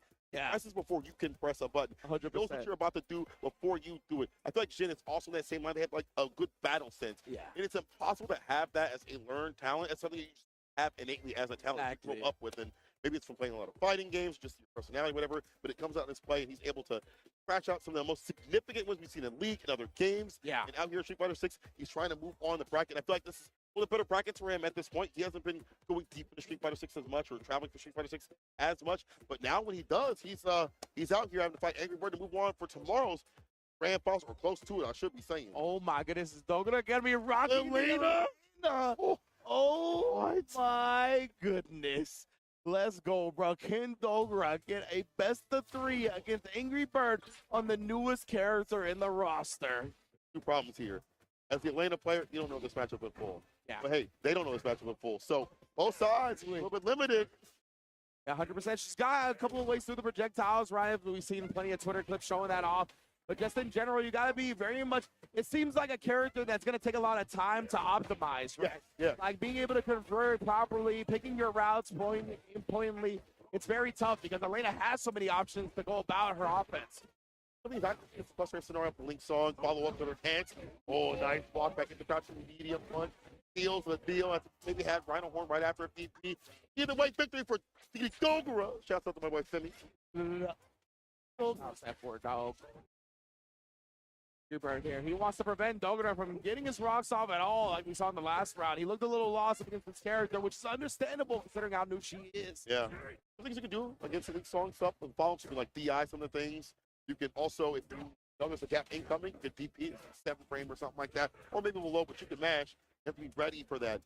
And get a beautiful bait out in the neutral from Angry Bird right there. I'm gonna walk it out very quickly. Caught 𝗔𝗽ście pressing and really capitalize that entirely As we get some of the contingent here, rooting for Angry Bird, trying to make some noise. I hear him. Drive rush over. It's how we start things off. Goes to the low right after instead of a throw. Heavy can talk to for the damage. Go on in for the grip. And that is 4 drive gauge spin, but Angry Bird, yeah, getting these throws, getting the animation going. He's built up so much drive meter back. Thought Dogura would flinch after the third one, but still staying disciplined. Oh my goodness, 2 shifts passing the night right there as nobody goes punished. The Rhino Horn. Link song. There's a low. Resets the pressure. But the fake flip out stand fierce immediately confirms into level 3. It's calamity, and that's a victory. The one hit heavy into the super. Amazing damage right there, shaving off the rest of Dogura's life bar. And are we going to see the Elena or going to see the Bison? Bring out the big boy Bison. The Bibson, yeah. He's thinking about it. There. Yeah. He said, I didn't throw all these bands out here to fly out playing this DLC character who could be strong, but as you mentioned, time to grind out, bro. Like, I ain't spend money out here, you know what I'm saying? 18-hour flight. Yeah. Get my ass kicked 0-2. 100%. She just seems like a character that's going to take some time for people to really optimize and play it effectively at a high level.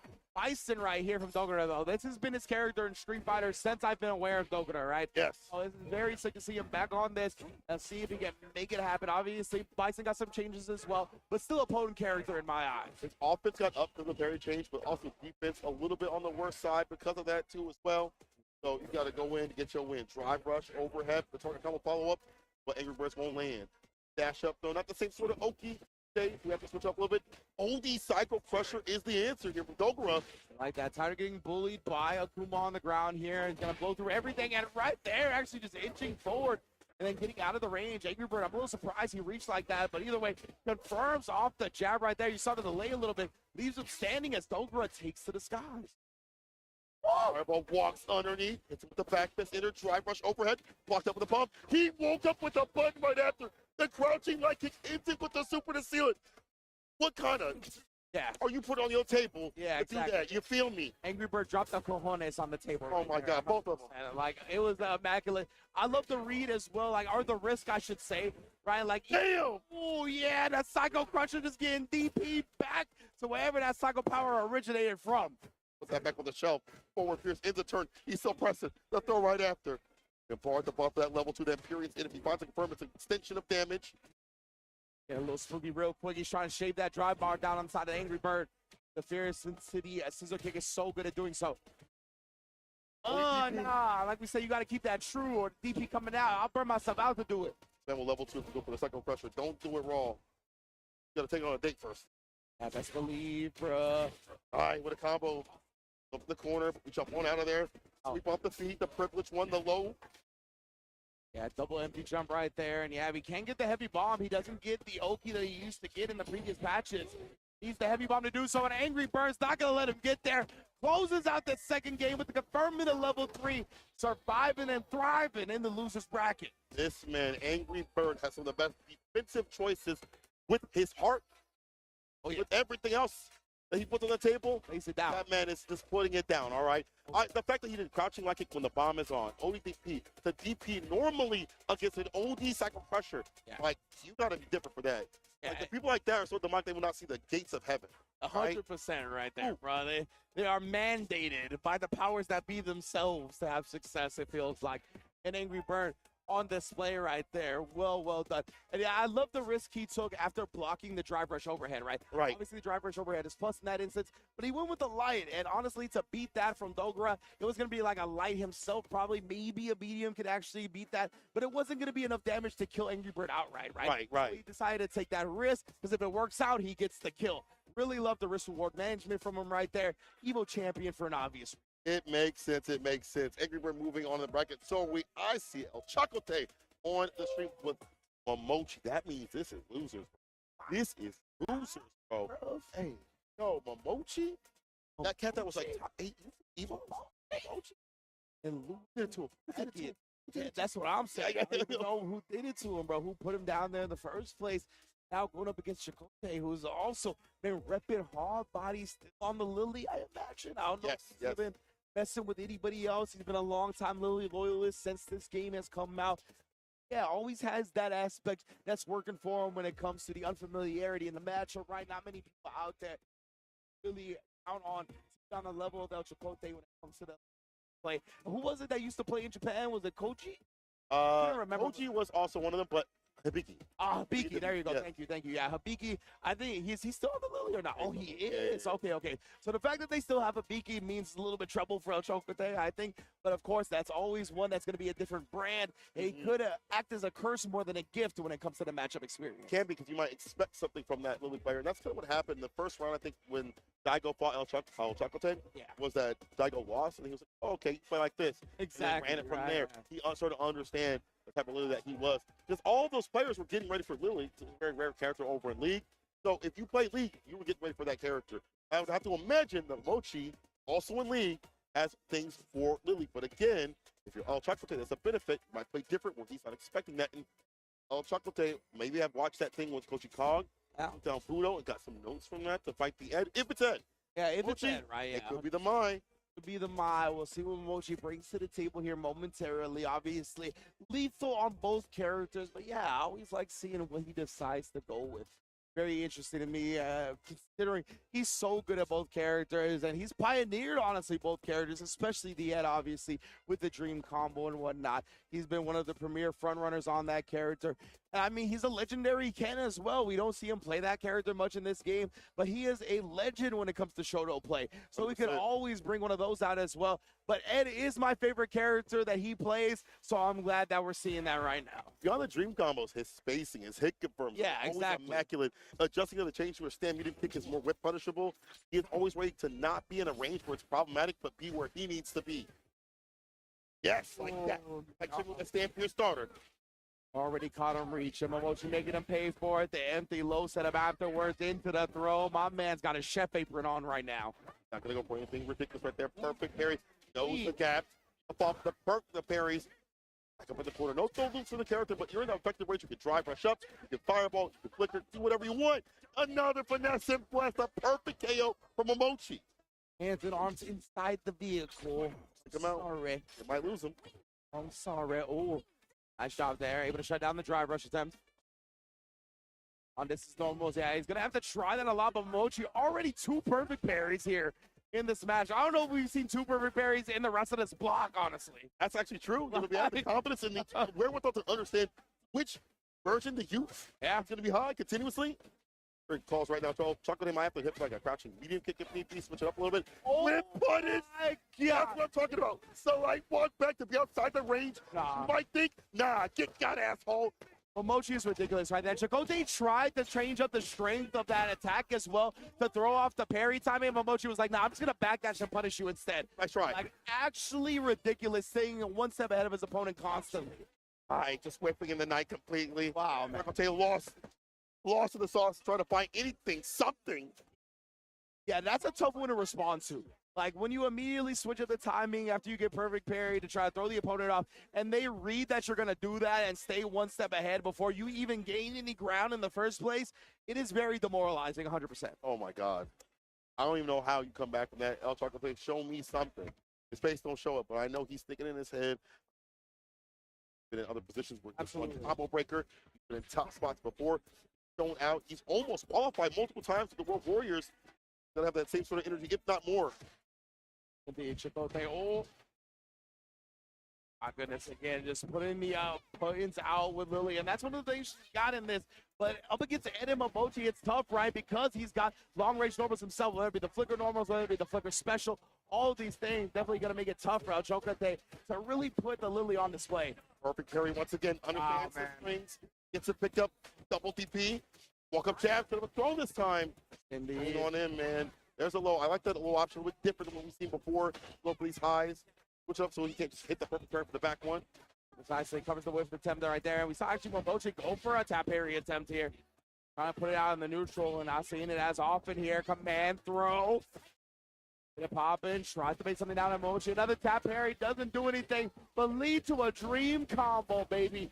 And the dreams become nightmares before your very eyes. 𝗔𝗽će down and close to out. And 𝗔𝗍će got hands like NyQuil. Set point. Ooh, That was a bar. Hey, come on now. That was a bar. Sleeping him. And so hard to get in again. Like, when you think you can maybe initiate with a button or drive rush, as you think about that, 𝗔𝗍će takes the advantage. he can see that sensitivity is coming through from 𝗔𝗽će𝗶𝗲.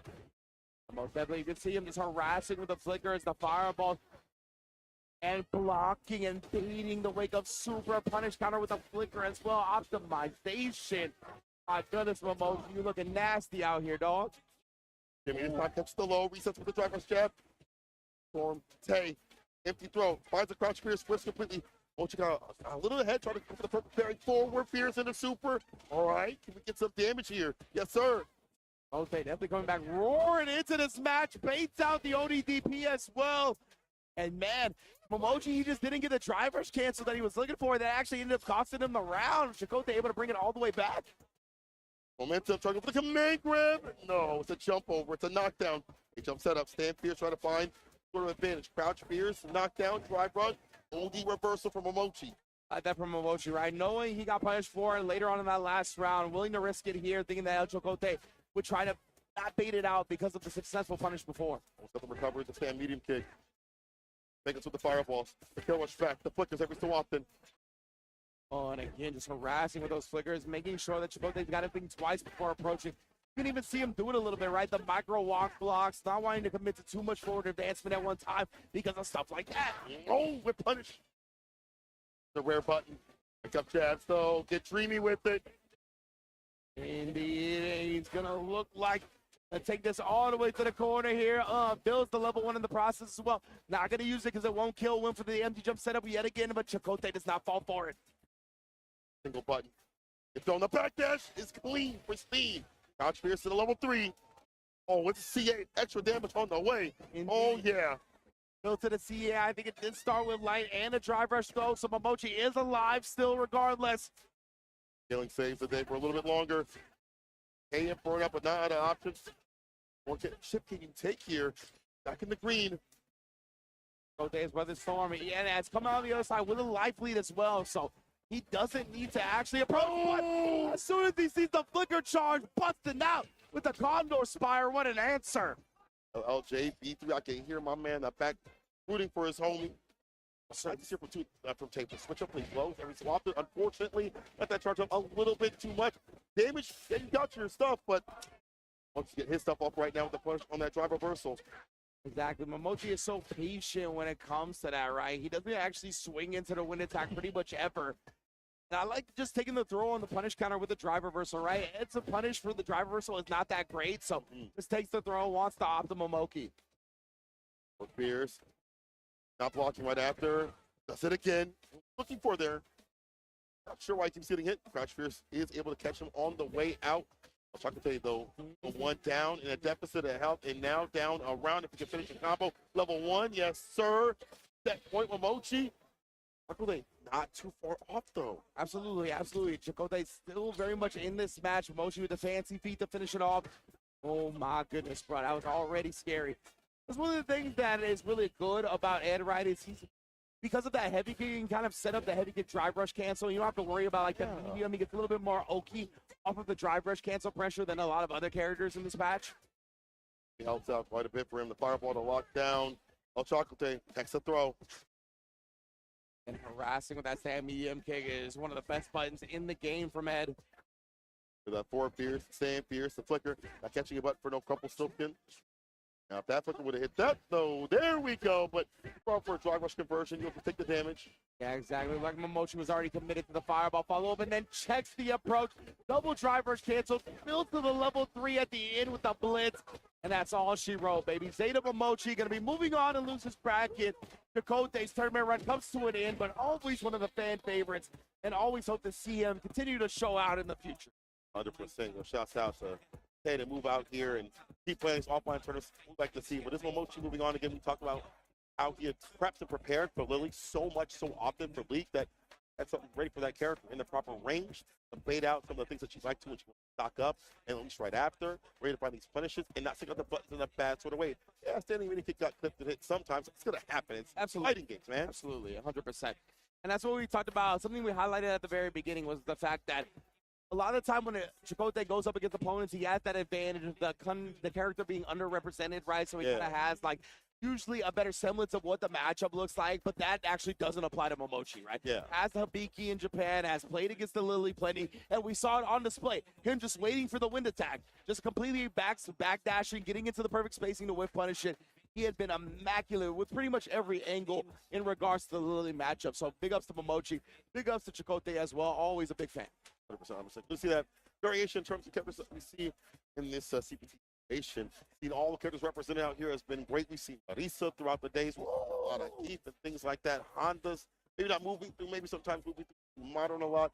We're not going to stop in terms of variation. The Chun-Li's, you know what I'm saying? Yeah, the Chun-Li's out here. Might be seeing some more Ryu. This is loser side, and that means that 𝗔𝗽će is in losers as we have 𝗔𝗽će versus 𝗔𝗽će coming up. 𝗔𝗽će was on the Ryu, if you remember. That put him in losers. And then we have 𝗔𝗽će. Who knows what he's going to play? Mai has been a consistent character for him throughout the brackets, but he does have the Bison, the JP, the Kin if he needs it. Exactly right. I mean, 𝗔𝗽će was off to the races with multiple characters early on in this game.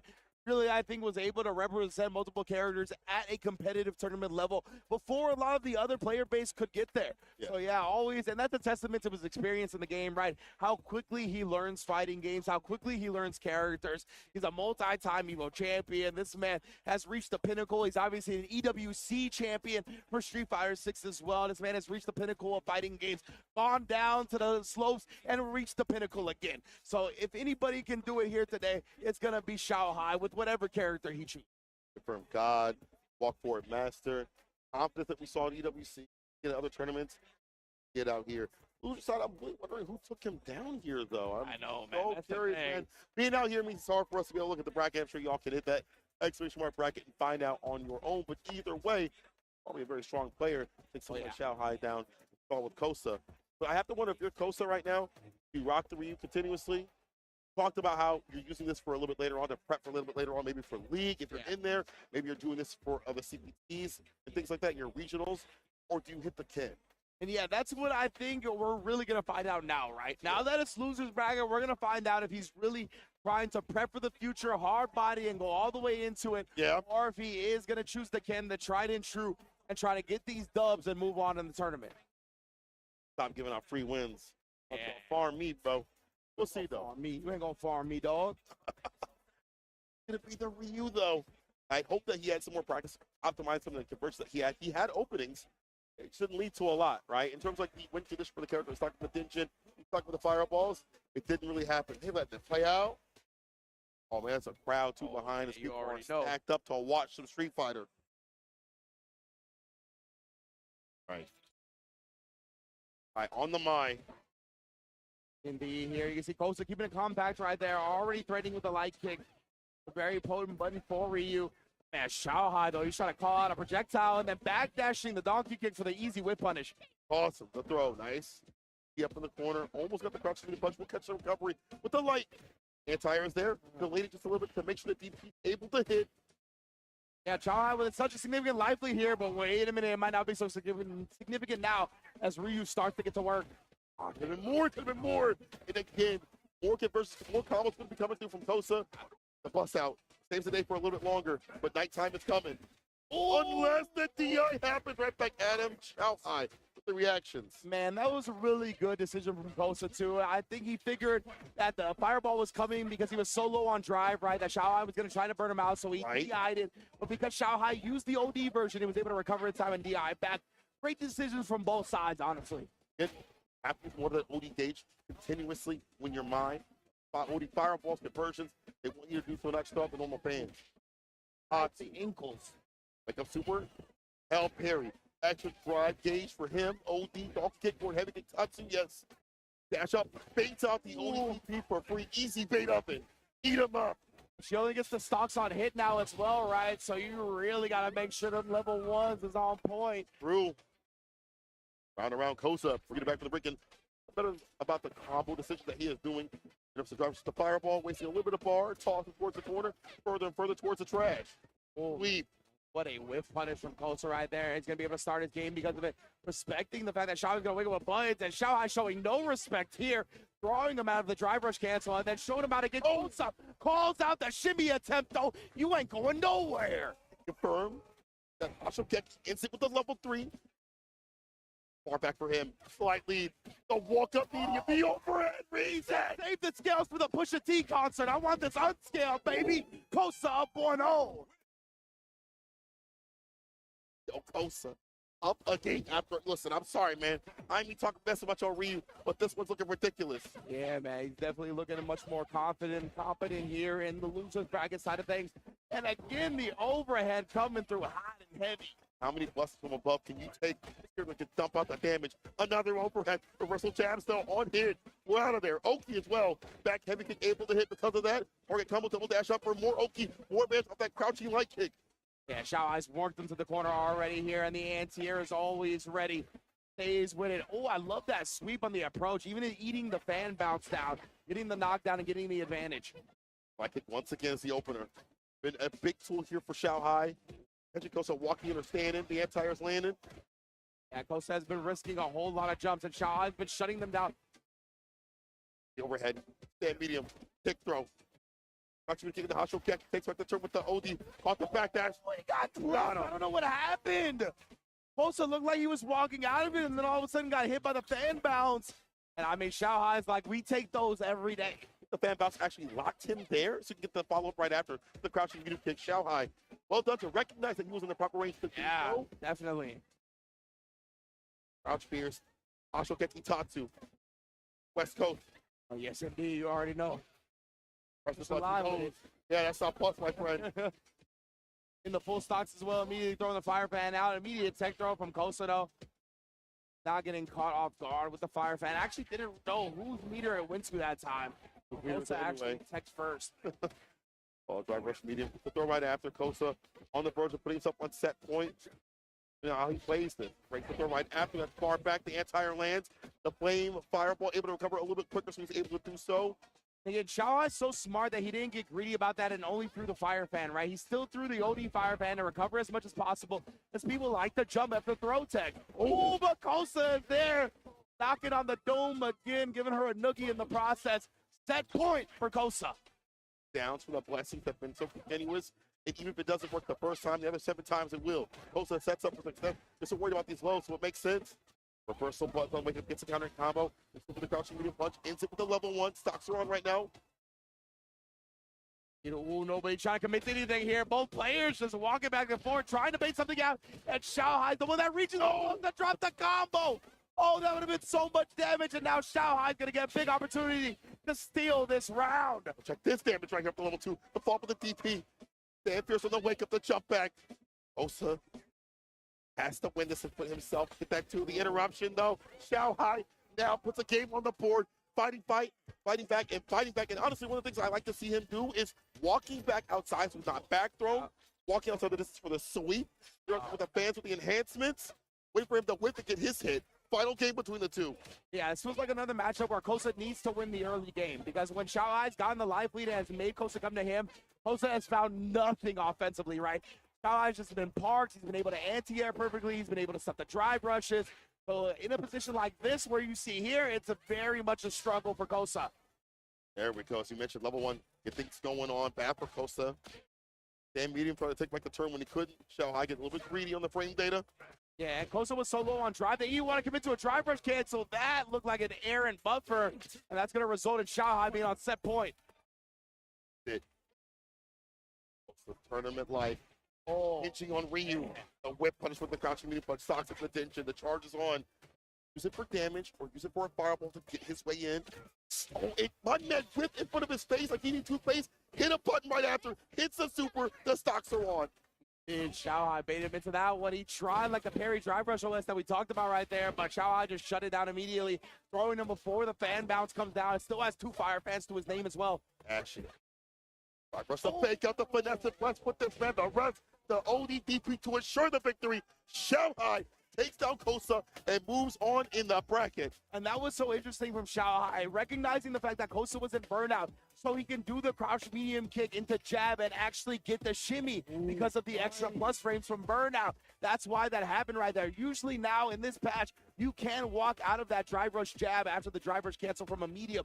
Usually if they immediately throw, you cannot walk out of it. So with the extra plus frames from the burnout, he recognized that it can work the same way as it did previously and exploited that perfectly. back to what was it?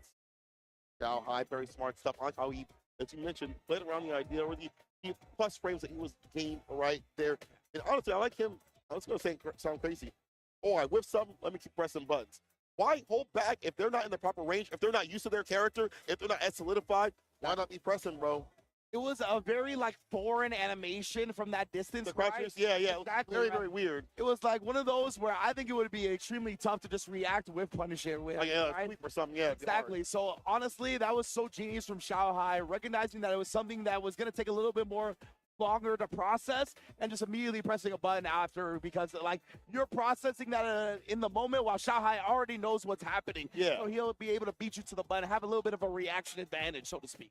That man is my guy for real, for real. Shout out to them. 𝗔𝗽ście, shout out to them for him flying out here. Haven't seen him too much in the world warring fights, I should be saying, offlines. Doesn't get to travel that much, but when he does some work. So maybe that Ryu gets buffed out for League if he plays in it, or for his regionals, or for even like EVO if he goes out there. So, but 𝗔𝗽ście moving on. Yes, indeed, man. It was an immaculate block.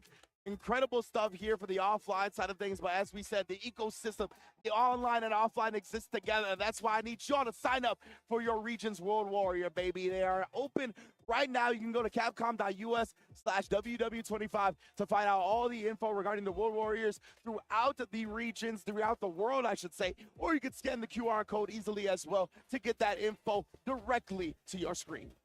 That's just a lot of money out there. If you get that top 8 spot on the top, look at that, 2K for first place, 1,500 for second, and the list goes on. And you could spend that money at the 10-0 booth if you're here, but if you're not, well, we got something for you. Hit that QR code or go to merch.10-.ggc. Excuse me, but I've already got the Cherry Blossom Turbo. Tonight I'm getting the Akuma Heaven. Yeah. Still having it in stock, but they've been kind of running out because the fits are fire. Oh, it's almost sold out. Yeah, Production was like, no, you got to go there now. Yeah, like, go. Only XLs left. I'm cooked. I'm cooked. So many have been moving. Big ups to 10-0. I love the CEO Tag Team Showtime as well. So again, scan the QR code or visit merch.10-o.gg. Righty, and shouts out to the Turtle Beach out here. Razor Rank the Stealth wireless headsets. I hear these battery lives go on for 80+ hours. For someone like me that doesn't charge it as much as they should, that's great to kind of leave this out and still have something to listen to blank up like some 𝗔𝗽ście and Noah and still be able to listen to my music. They got the back of the procrastinators. I appreciate that. As a procrastinator, I appreciate the battery life on the Turtle Beach headphones, best believe. Man, Cola, it was an awesome block, brother. I had a great time. Me too, brother. Me too. So sick. I love commentating fighting games. Street Fighter 6 is a super sick fighting game. Stick around because the action is not over yet, and the competition is only going to get more intense. Please, see you soon.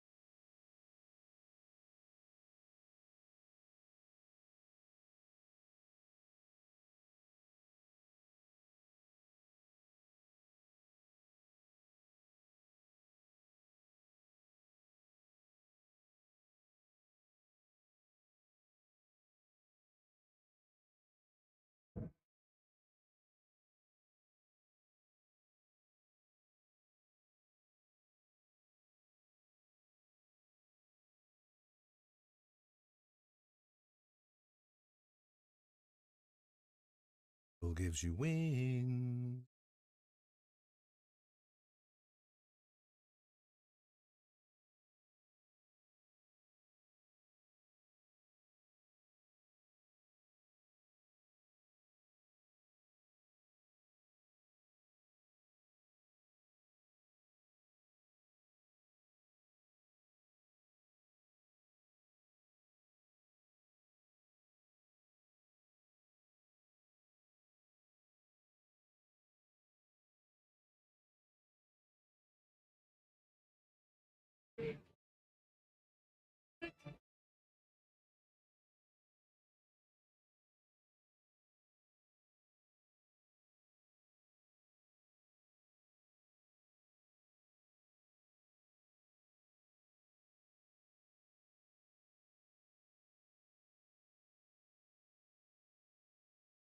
With a ticket.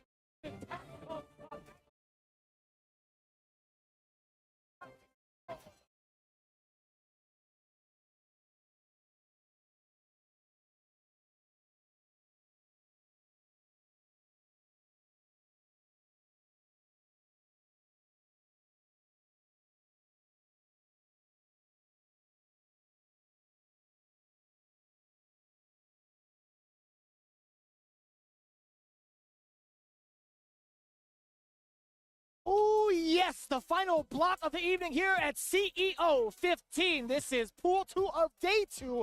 And what better way to bring it in with myself, 𝗔𝗽ście, here with 𝗔𝗽ście to provide you all of the action. It has been insane. I could not take my eyes off of my phone because, again, you do not want to miss any of it thus far. Yeah, I've been roaming around all the pools, seeing all the action that's going on because a lot of the losers matches obviously isn't on stream, but the talent pool is insane. So unfortunately, a lot of players have gotten eliminated today, and this is the very last block of round 2. So after this, the top 48 will be established for tomorrow. And it's been so unpredictable, right? There have been a little bit of nerves kind of happening with some of the players earlier up on stage. We saw 𝗔𝗽ście kind of drop a pretty significant combo to get into at least another round in the game. I mean, with 𝗔𝗽ście. However, it could have been a different story. I think it could have been a possible different story. Yeah, for sure, especially in Street Fighter 6 when you've used all your resources, right? Unfortunately, I missed because I missed that very last moment because everyone's been screaming around me. 𝗔𝗽ście actually clipped the moment that Cien had. Did you see that? It was like Cien versus 𝗔𝗽ście. No, I missed it. Wait, was it 𝗔𝗽ście? No, I'm sorry. I might get the 𝗔𝗽ście name wrong. But okay. Oh, no, I know exactly what you're talking about. 𝗔𝗽ście had the game-winning combo. He had the stun. He had the wall spat, and unfortunately dropped the game-winning combo. And Cien was like, jab, jab for the win. All I saw was this. And then Cien did. Yeah, there's nothing else you can do about that. You do the pat, move on, and the opponent was just stuck there. Yeah. Hopefully we don't get any of those towards the end of this block, but I'll tell you what, man, I don't think it's expected, honestly, with the caliber of players that we have right now on the stage as well as in the bracket. For those that are following along, just in case, pool LB1 and LB2, if I'm not mistaken, right? For those at home. Just in case, on start 𝗔𝗽ście, right? So, oh, I'm sorry, LB1 and MA1. There you go. Okay, I didn't even know there were numbers or letters associated with this. You could cheat it. You just go to like round 3 in start 𝗔𝗽ście. Oh, I got you. I got you. Just kind of like fun I was just reading off this. I was like, it says K1 and K2. Am I completely off? No. It's just the way that it's structured on my Gotcha. It's a little bit different. But we do have players up on the stage already. Hopefully ready to fight it out. We are going to figure it out soon. We got 𝗔𝗽ście. I'm glad that he changed the name or actually added a little bit more because before... It's just Boost, right? Artist formerly known as 𝗔𝗽ście. Yes. Is correct. Now he's 𝗔𝗽ście. It had to happen. Yes, I think everybody was already calling him that. It's one of those names that are given to you and you're just like, you know what, I'm going to rock with that. Might as well. And 𝗔𝗽śe's been cooking 𝗔𝗽ście out here cooking as well with the Ryu. 𝗔𝗽ście actually took out 𝗔𝗽ście. I heard about that. I heard about that in one of the standings that Incross had actually put out in terms of the results. However, let's see if he can continue the streak. 𝗔𝗽ście coming in with the Ryu. 𝗔𝗽ście with the Terry, which has been happening. He played Terry over at TNS literally a couple days ago. Yeah, it's funny because, I mean, he's just like basically kind of like another Shoto character. We've seen 𝗏𝗏s play the Terry too. We've seen Punk also play Terry. He's just a very, very solid character. But 𝗔𝗽ście starting out so strong, 𝗔𝗽ście actually started off this round with Dry Rush overhead. Sweet Jesus. Overhead has been cooking people all day today. As we've seen, I've seen 𝗏𝗽che come back. Oh, that's right. 𝗏𝗽che was playing against 𝗏𝗏ly and came back with a whole bunch of We're seeing how strong overheads are right now. Well, to take it. We'll definitely take the back throw, I guess. That fierce is going to do a hefty amount of damage, but the carry is going to be pretty important. Oh, the uppercut. Scream 𝗏𝗏𝗏. Overhead again. Do it one more time. Bruce was blocking, though. Oh, and he's burnt out. So, not a great, I mean, he still has the meter, but not the greatest situation. Oh, there's a dub into the level 3. Mm-hmm. Dang, look at the bicep flex. That's not 𝗔𝗏𝗏, that's 𝗏𝗏. That could be you. I wish. That was your biceps. I'm working on it. Oh, wait up. Rocking to earth. Gets the drive reversal. No shot. Oh, wait. What was Happening right now. that was a scramble for sure. Did we do this? We were like, hopefully this doesn't happen anymore, right? I mean, that was very, very interesting in the, like, reversal supers that they wanted to do. I I don't know what that was. It was just like a hell of a scramble. Honestly, I couldn't tell you. But either way, looking at the resources right now, 𝗏𝗏𝗏 still on the offensive. Nice exchange for the drive to at least get that throw opener against 𝗏𝗏𝗏. Driving up on in there. That was a counter hit to get the back throw. Okay, keeping him in the corner. Nice lights. Justin straight into the walk-up throw. And 𝗏𝗏𝗏, get off of me with the wake-up ODDP reversal. Managing to get a Denjin, and now in trouble. At least getting the side switch, recharge it one more time. We got 2 batteries on him. About to see a bullet come out. Mm-hmm. Load the railgun, 𝗏𝗏𝗏. Forward throw. Nice and easy random damage. As I say, no, not wake up, sorry. But interruption on the string with the ODDP. We count Freaked that. out. Oh, wait a minute, you can't do that! He's got 1 bar, he doesn't even matter, Bruce Lee! Taking advantage of the current state of the game. 𝗏𝗏𝗏 not able to answer back with any projectiles. Kinda awkward. Yeah. Kinda awkward. I mean, that bird knuckle was already pretty much active and out there. Just stuffed the hell out of that super. Oh, that felt kind of, ooh. This is very scrambly right now. It is. Like, they're not playing it slow whatsoever. They are both very aggro right now. I like that. And they have the same color scheme going on. Did you notice that? They do. I like That's that. They called each other the night before. I like a nice matching set. I agree with you. And one of my favorite colors. Checking the low, target combo. Get the charge into the rising tackle. Now, Bruce, how do you apply the pressure even further? That was a nice whip punish at first, but it's not going to be enough to contain 𝗏𝗏𝗏𝗏. Yeah, no conversion there. And Terry, I feel like the low forward is so strong on Terry because of how far it goes, even though it's not the fastest. That is facts. But if anybody knows about a low forward, it is Ryu, right? Oh, no conversion. And not keeping it tight. The strings are loose. Bruce Lee tripping over his own shoes on that one. 𝗏𝗏𝗏𝗏 managing to get that counter hit conversion. The stanky foot and medium kick. Oh, muddy water socks. Muddy water socks. That sounds even worse. I mean, it sounds like Terry. I don't think he's got extra socks. He traveled just as much as Ryu does, I think. Does he? I didn't know that. Possibly. At least within the United States. Ryu is international, but Terry is good old US of A. Oh, man. A lot of reversals coming out from 𝗏𝗏𝗏𝗏's, and because Boost is playing so aggressive, they've hit. They're 3 for 3 at this moment. Yeah, that's true.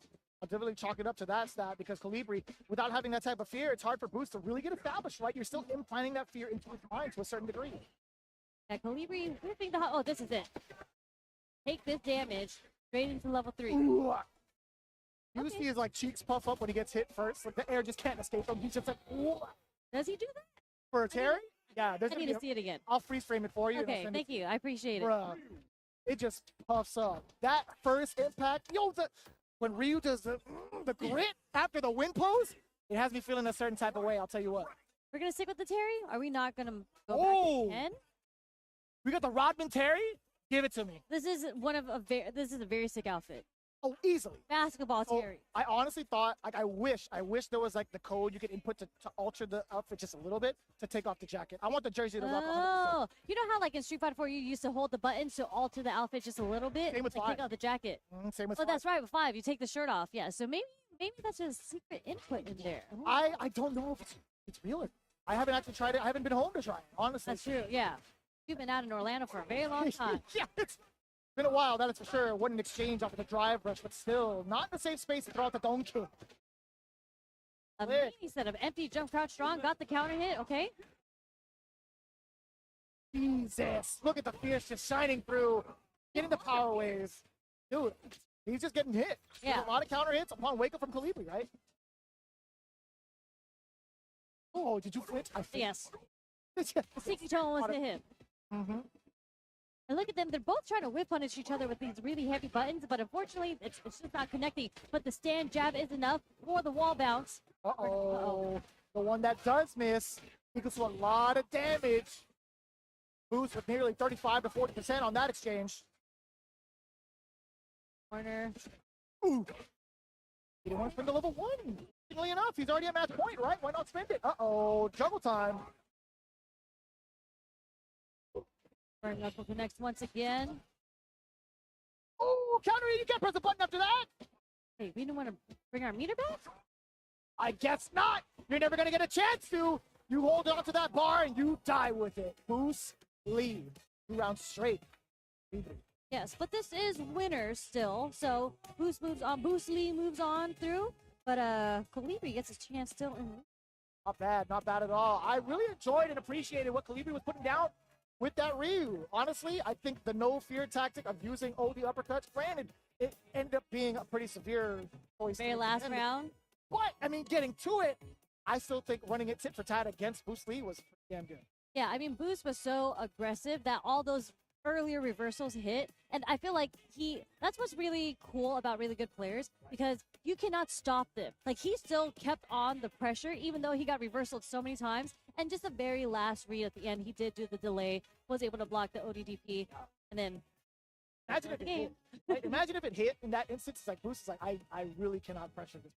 Really don't even want to try to pressure this person, because if you lose that much momentum, especially against a fully loaded Ryu, this feels bad. One single hit, one single frame trap or conversion leads to a juggle into the big bicep of justice. And you don't want that. You really don't want that. So Boost Lee making the right and appropriate call, the executive decision of being able to block at the last second.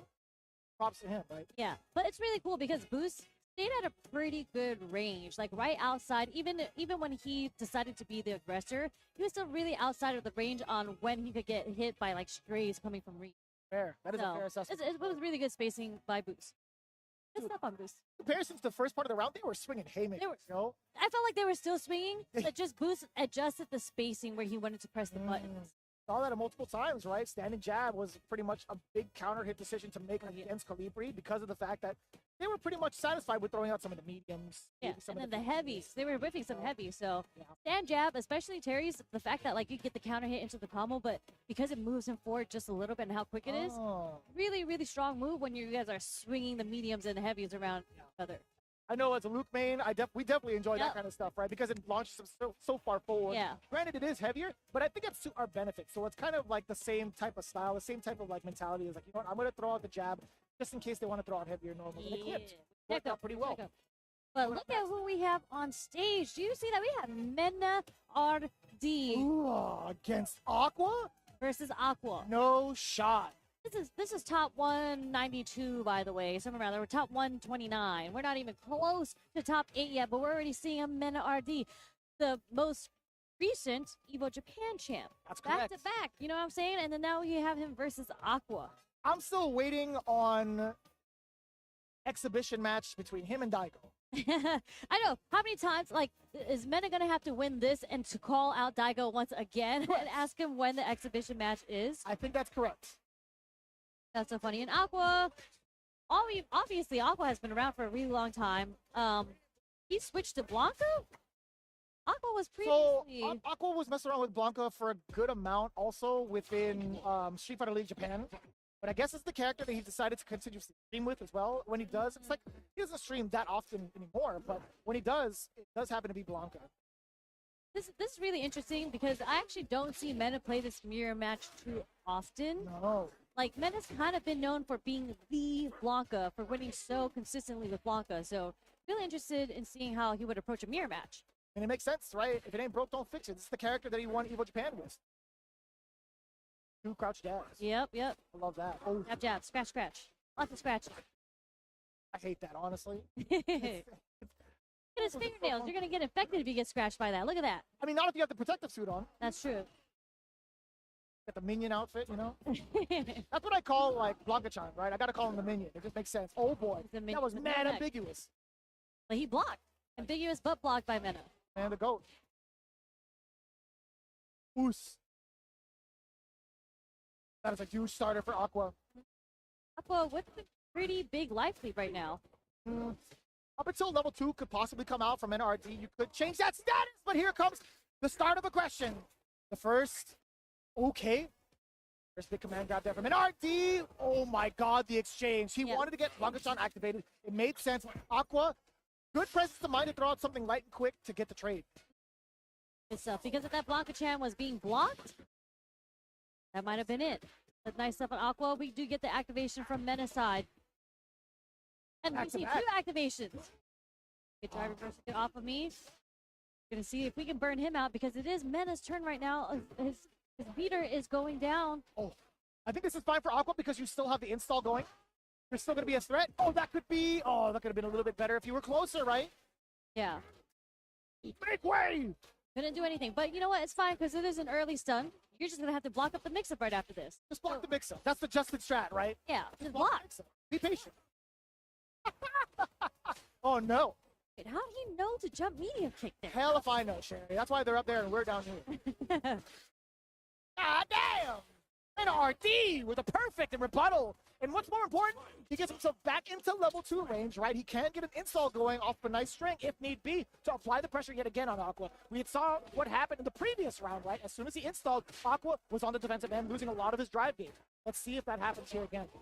Oh no! They straight into the level 2. Let's go. Let me see what you got. They're gonna get some damage here, but we're gonna try to set up, get that Blanca-chan out. Nice, perfect parry. No punish. That was a little awkward, no? Yeah, that was a very weird situation. And Blanca-chan's off the screen now. Out of there. No longer a threat. That was enough. I thought it was one more mix. I was wondering. But that was, you know what's really cool is that I've seen a couple Blancas play already. I actually haven't had the pleasure of commentating Mena's match yet. But a lot of Blancas are doing like the medium drive rush into the hop to bait something out. 100%. But it's really cool that Mena recognized that immediately and did a jump back medium kick because that does hit cross up just in case he lands a certain way and get the follow-up. Yeah, 2 steps ahead. Like even Mena just went for the drive rush hop to get out of the situation, went for the heavy. Yeah, this is raw aggression from Aqua. Oh, he didn't maintain the charge. Actually, it's kind of tricky because of the side switch. Yeah. Not enough time, but damn, that was an extensive anti-air. Actually hit the tip against Mena RD. Playing defense right now. Back into neutral for a little bit. Okay. OD Blanca ball.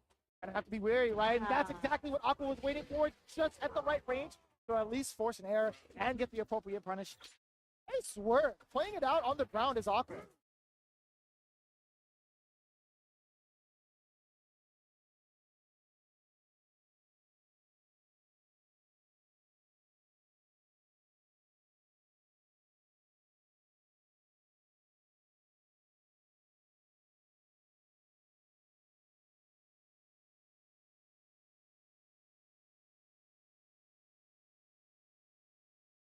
That actually whiff punished it? That means there's a hell of a lingering hurt box there, but that I didn't even know about. Uh-huh. It's pretty wide. Pretty wide.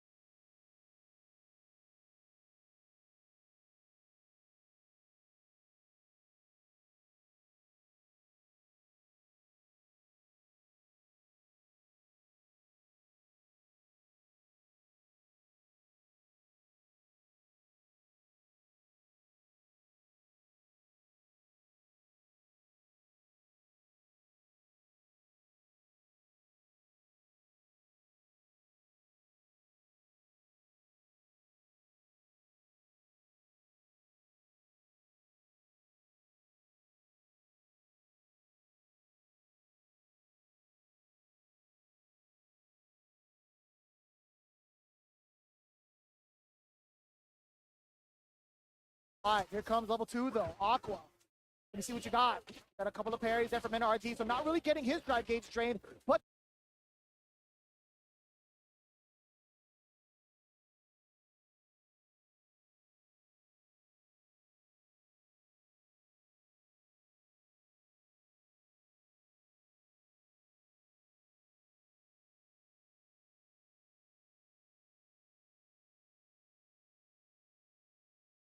The life gauge, however, a whole different story. Aqua patiently waited, just trying to see what Mena was going to do when he was stuck in the corner.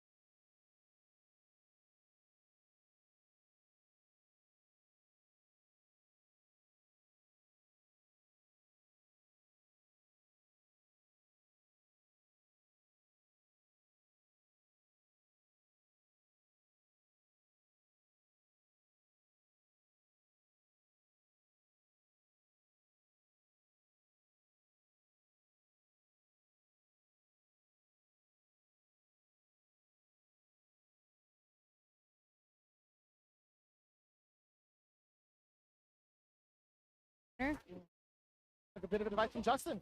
Be patient. 2 bars on the side of Mena. Oh no!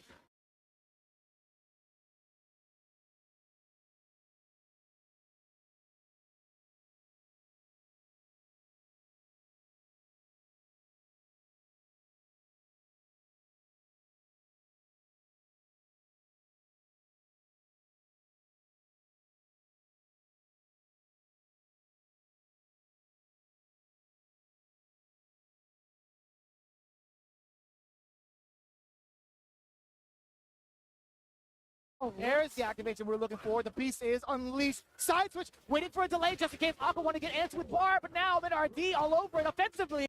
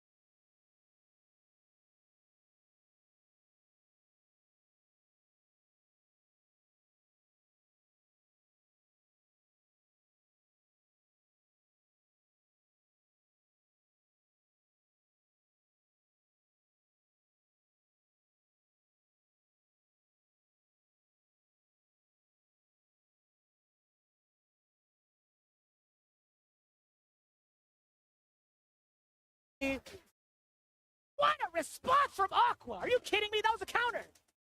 Okay, no anti-air there.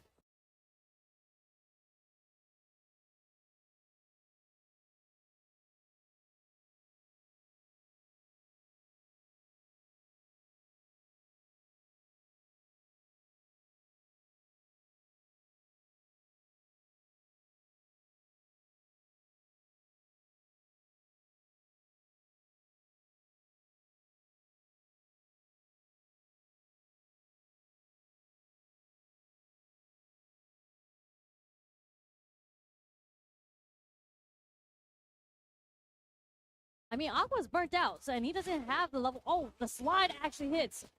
What we got? Oh, Like little delay right there.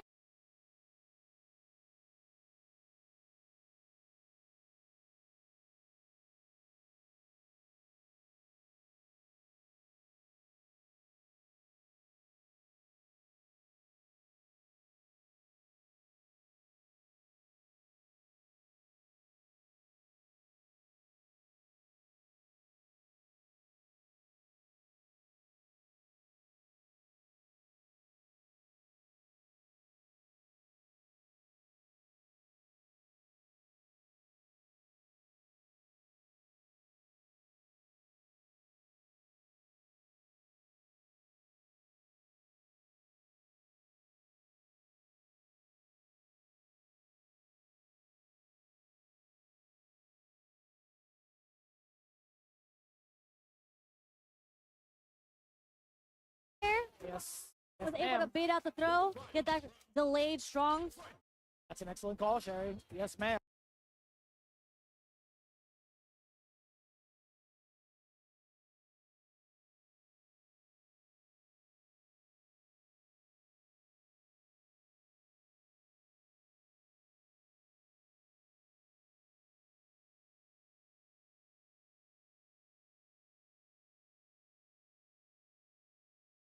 That's like delay with yeah. everything. Mhm. There's something about like pros timing, all right? When it comes to Street Fighter, there's like a specific timing as to when certain pros want to press button.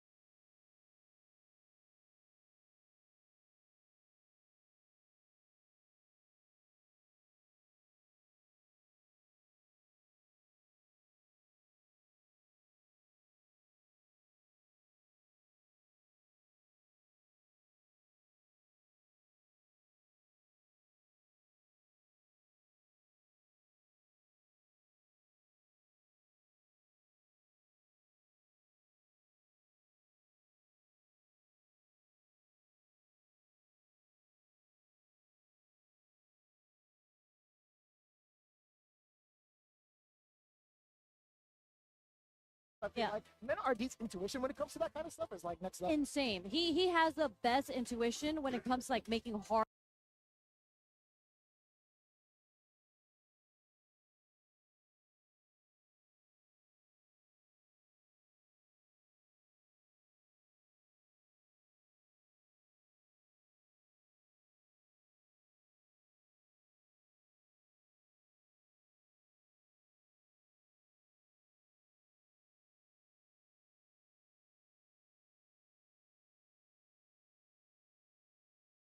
Reads in this game. But it's really cool. I feel like he set it up because if you remember the previous round or the previous game, he did a lot of throws and he's just like, if you're going to keep on taking throw, then keep on taking the throw. That's true. A lot of layers already established between the two, hence why Aqua, again, trying to get away with some of the Blanca balls that he's established thus far. He's already hit 2 against Men RD, significant ones at that. Okay, but not as significant as this. Look at the punish counter, look at the damage. But what's going to be the setup? He's going up in there. Yeah, we get the throw just at the end of the Blanca ball. Almost another level 2, and there it is. He's gonna live through this. But he has to survive the mix-up, Sherry. We're alive. Hold up. Blanca Chan saves him. Overhead. One more. The jab. Just It's tough. enough. We got to hit him with, is he going to get it? We don't know. It's Is tough. Yeah. The good stuff on Mena RD taking it over Aqua in the mirror match 2-0. Que lo que? Que lo que?